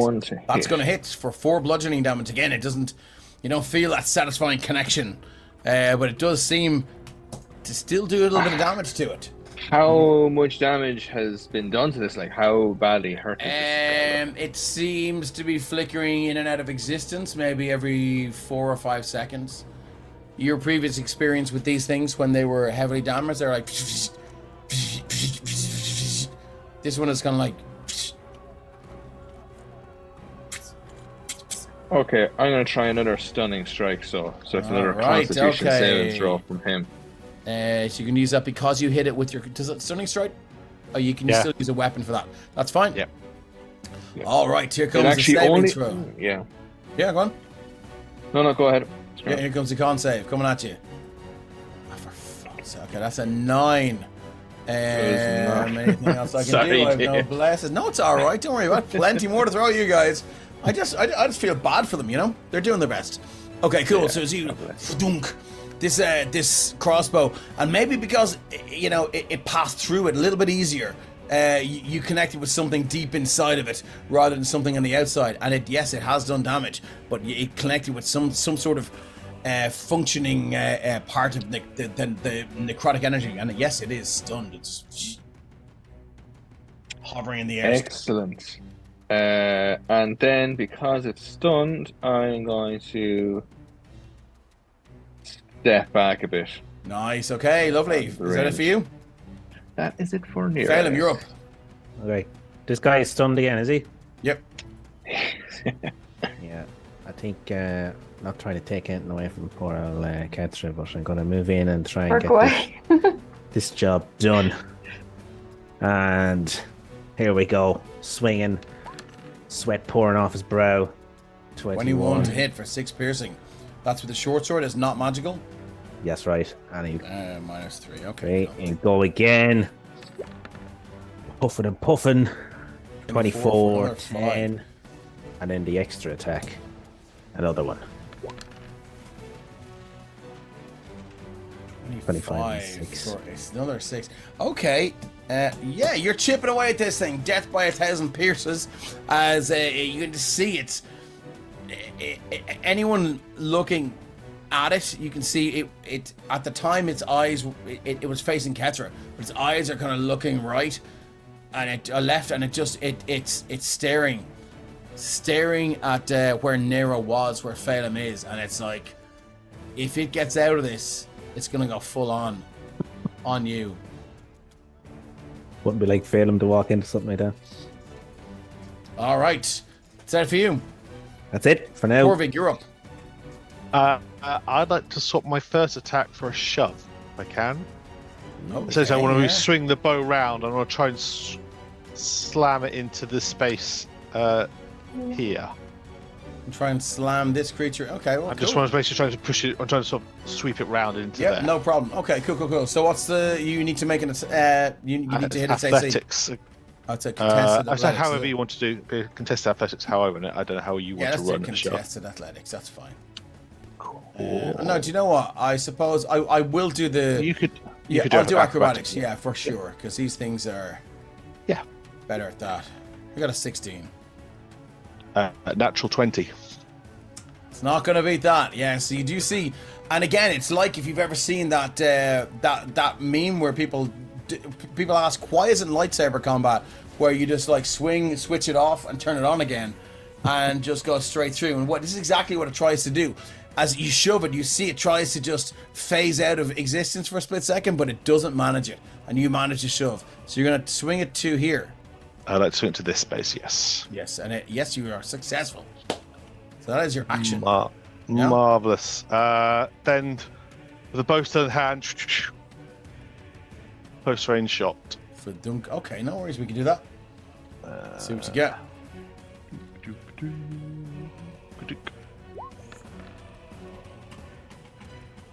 28. 28 to hit. That will hit. Marvelous. For a grand total of 19 magical damage.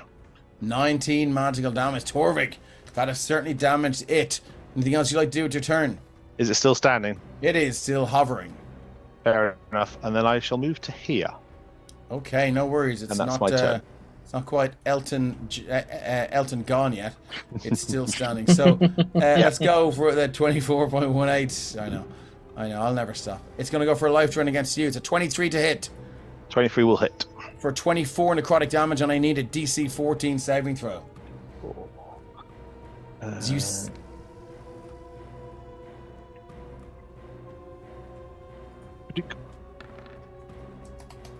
That's an 11. I'm going to throw a bless on that.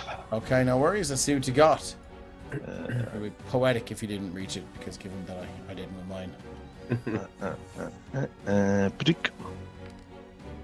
Oh, 14. I am. You know, You're taking notes. I'm always up for my players.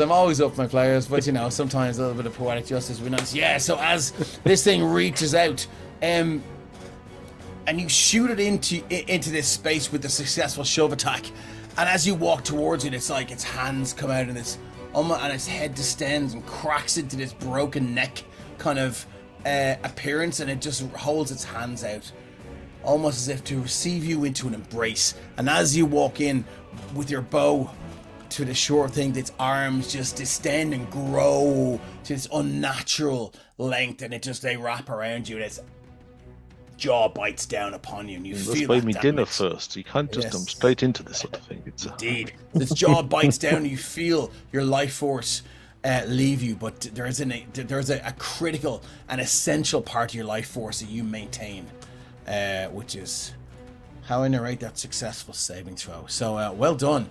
That is all that Wraith can do, which was there. This one here is until the end of its next turn, so it's not stunned after we... I think it's the end of Nearest. My next turn. Nearest turn. Okay, cool. Catra, you're up. Yeah, she's just gonna take her little dagger, and because she notices his weird, creepy eyes, she's gonna go for the eyes, because yeah, to the eyes. freaking her out. Thanks. Ooh, 27 will hit. That's not a crit. So, but yes, you swing. But again, you are you know what you want. You swing that blade and just crack it straight into the eye. And it howls in pain. Ah! And then it's at 8 points of piercing. It's still going. Oh, she's just gonna wing it the other side, then to the other. Side. You throw the dagger into the left hand and swing for the. Oh no! For that, but unfortunately you miss. It's at advantage. Stunned. Because I didn't give it a little hoosh magoocha here. Give me 1 second. So I try and remember. Yeah, it's a word that applies to everything in my. And so that's a 20, which is successful. 6 points of piercing damage. Yeah, that hurts. Still going. Oh. Okay, well then she is going to use her action surge then and use one more attack. Okay, alright. Look the way you're all getting these out of the way. Oh, no. Shush. Wouldn't I was going to say Ketra would have does she have extra attack anyway? She does. So you can make 2 attacks. Yeah. 21 for 6. Yeah, I've used 2 attacks and then that one. Oh yeah, sorry. I think. You can do it. You can use your extra attack on the action surge, so you get 1 more attack. You got 1 more attack. Oh, I got another one. Oh, fantastic! I love this. Oh, For 9 piercing. Anything? Catra. How does this thing meet its end? Oh, she's taking its head well off. Got its fucking head out! Okay, so as you swing with this dagger, taking its head off with a dagger, and because it's stunned, you have like Louis Armstrong, but like Louis Headstrong. You just go straight blade into the neck and you hear this this parchment-like tearing sound as you just rip around, and you can see now as you tear this head off, this dark brown and black necrotic energy just wisp out, and it shoots upwards, and as you follow its trail, you see these 2 eyes in a hooded cowl, and you hear that voice: reuse and recreate. All of my creatures shall be reborn. You think you've killed this one or destroyed it? I shall just remake it. and Kethra Headtaker. I shall rebirth this one in your image. And the wisps just travel up into the sky. Well done. Killed it for now. For now. Nice. For now. I don't like that. Anything else you'd like to do? She's just going to just take a step back over there. Yeah, no worries. We're up to Phoenix. Okay, taking a breath and realizing what Torvig has done, I'm going to fly 20 feet straight up and take a firebolt to this creature. I was hoping you would do that. Mm-hmm. Oh, please, come on. 13 13 is exactly their AC. for 14 Nice. fire. Okay, give me 1 second. I can do that later. Cool, yeah. So as your firebolt operates in your hand, you shoot it down. It sails through the air. This thing almost looks around to meet it, but it catches it square in the side of the head, and you see it goes up again like this parchment, just doused in accelerant and catching fire. And you hear it scream again as it goes up in flames. 14 points of damage. It's still going, but it's flickering out of existence and back in. It is in this extremely fast and accelerated pace. But you can see now, I don't know if you like this or you don't, but you can see almost the image of the creature it was. Right. And they're looking like maybe in a previous life they had not been set on fire, but in their previous life they are now experiencing what it feels like to be set on fire. And you're unsure as to whether, before they were made into this image, whether they were good or evil creatures, and you hope possibly it is the former. Okay. Unfortunately, I'm a wizard, so I don't get any extra attack, so that's me. I feel like it should be a feat or something. But anyway. Okay, moving on. We're up to Nira. What would you like to do? I think it's called I Blade think- Singer. Yeah. Nira is going to run and try and grab that dagger. Okay. So use your movement to get to the dagger. Yeah. Okay, you get to there. I'm going to set it's a free action to pick it up. Excellent. It is, I think. Yeah. And he's going to throw it at the other. You're going to throw it at the other wraith, not before taking some cover behind Catherine the warrior. By the looks of it.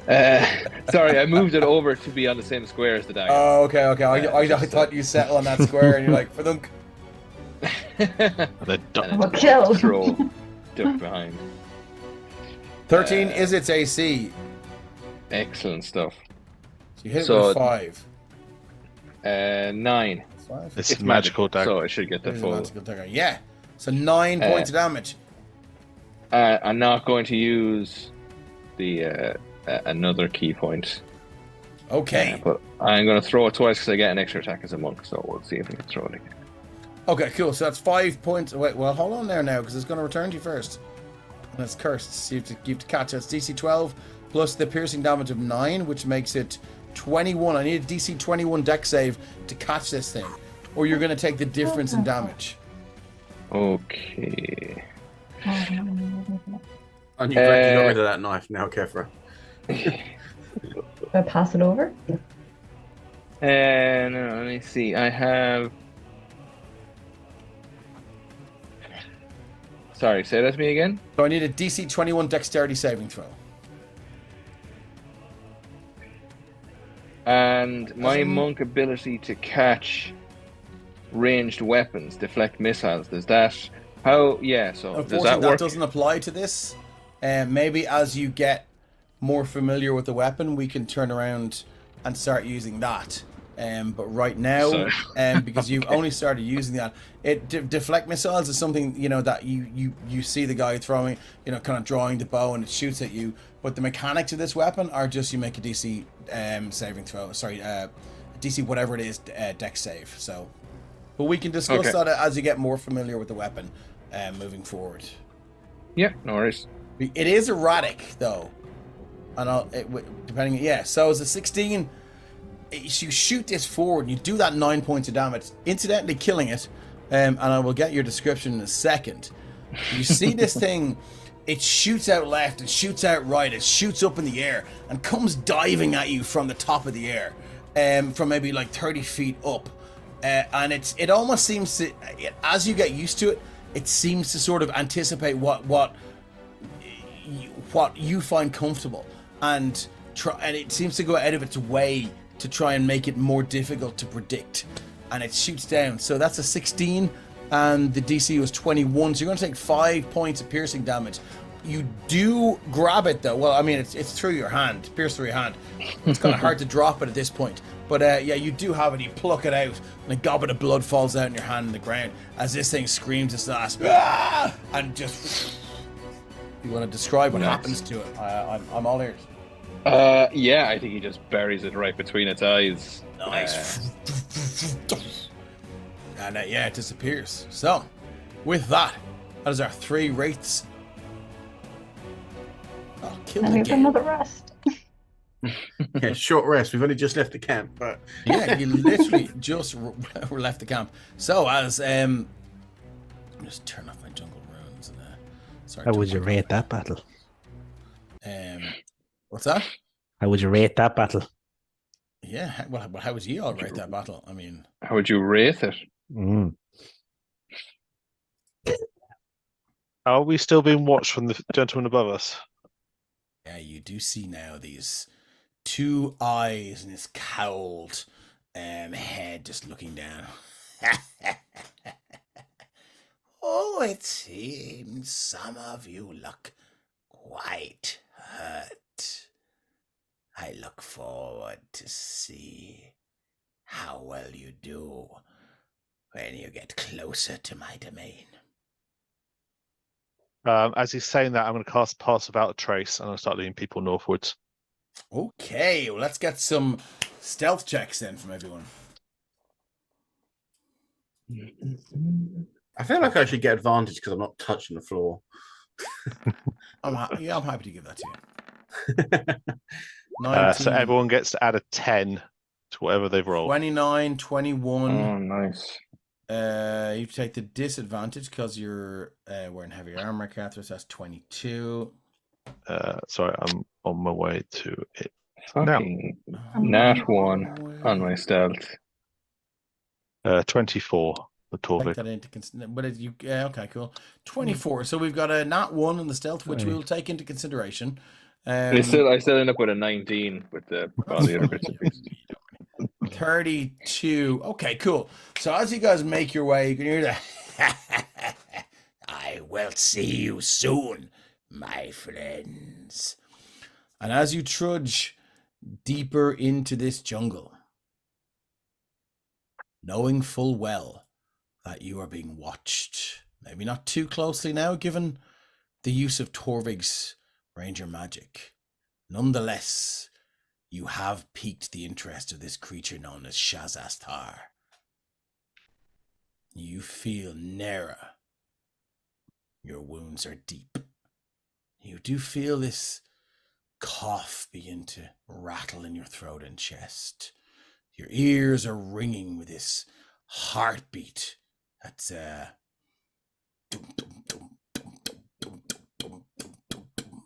it's fast but irregular. You feel very unwell. Phoenix, being of the Fey realm, this necrotic damage is almost anathema to everything you are and everything that makes up the fiber of your being. And while not as bad as Nera, you do feel that dirty, unwholesome feeling upon you. And though you look down at your wounds and begin to pick at them, and the scabs are becoming yellow and green. Torvig the same. You feel this could have been a lot worse and should have been a lot worse, but thanks to your use of your ranger magic and your innate knowledge of tactics, your taking some serious hits, but you're proud of what you did, and you're proud of what the party have done. Kethra, you've no understanding of the origins or makeup of these creatures. You just know this hurt a lot, and you know the foremost thought in your mind is, I need to be armed a lot better than I am now. Phelim, you feel fucking great. And with that, that's where we're going to leave it tonight. Thanks everyone for joining us. Sorry it's a little bit shorter than usual. I do have a lot prepared, but I am absolutely exhausted from Gen Con. So we will see you guys in 4 weeks' time. And please do stay tuned for, we are going to, who we're going to raid? We're going to raid, why do you pick the worst ones to pronounce, Christian? Sivlet von Cadence. So we're going to raid Sivlet von Cadence. Thank you so much for tuning in. We will be back in 4 weeks' time. Please stay tuned for Ryan, who's running the Consequential Quintrivium with 5 badass women who are going to kick ass tomorrow. We love you all. We'll see you soon. Bye. Good night, guys. Bye-bye. Raid.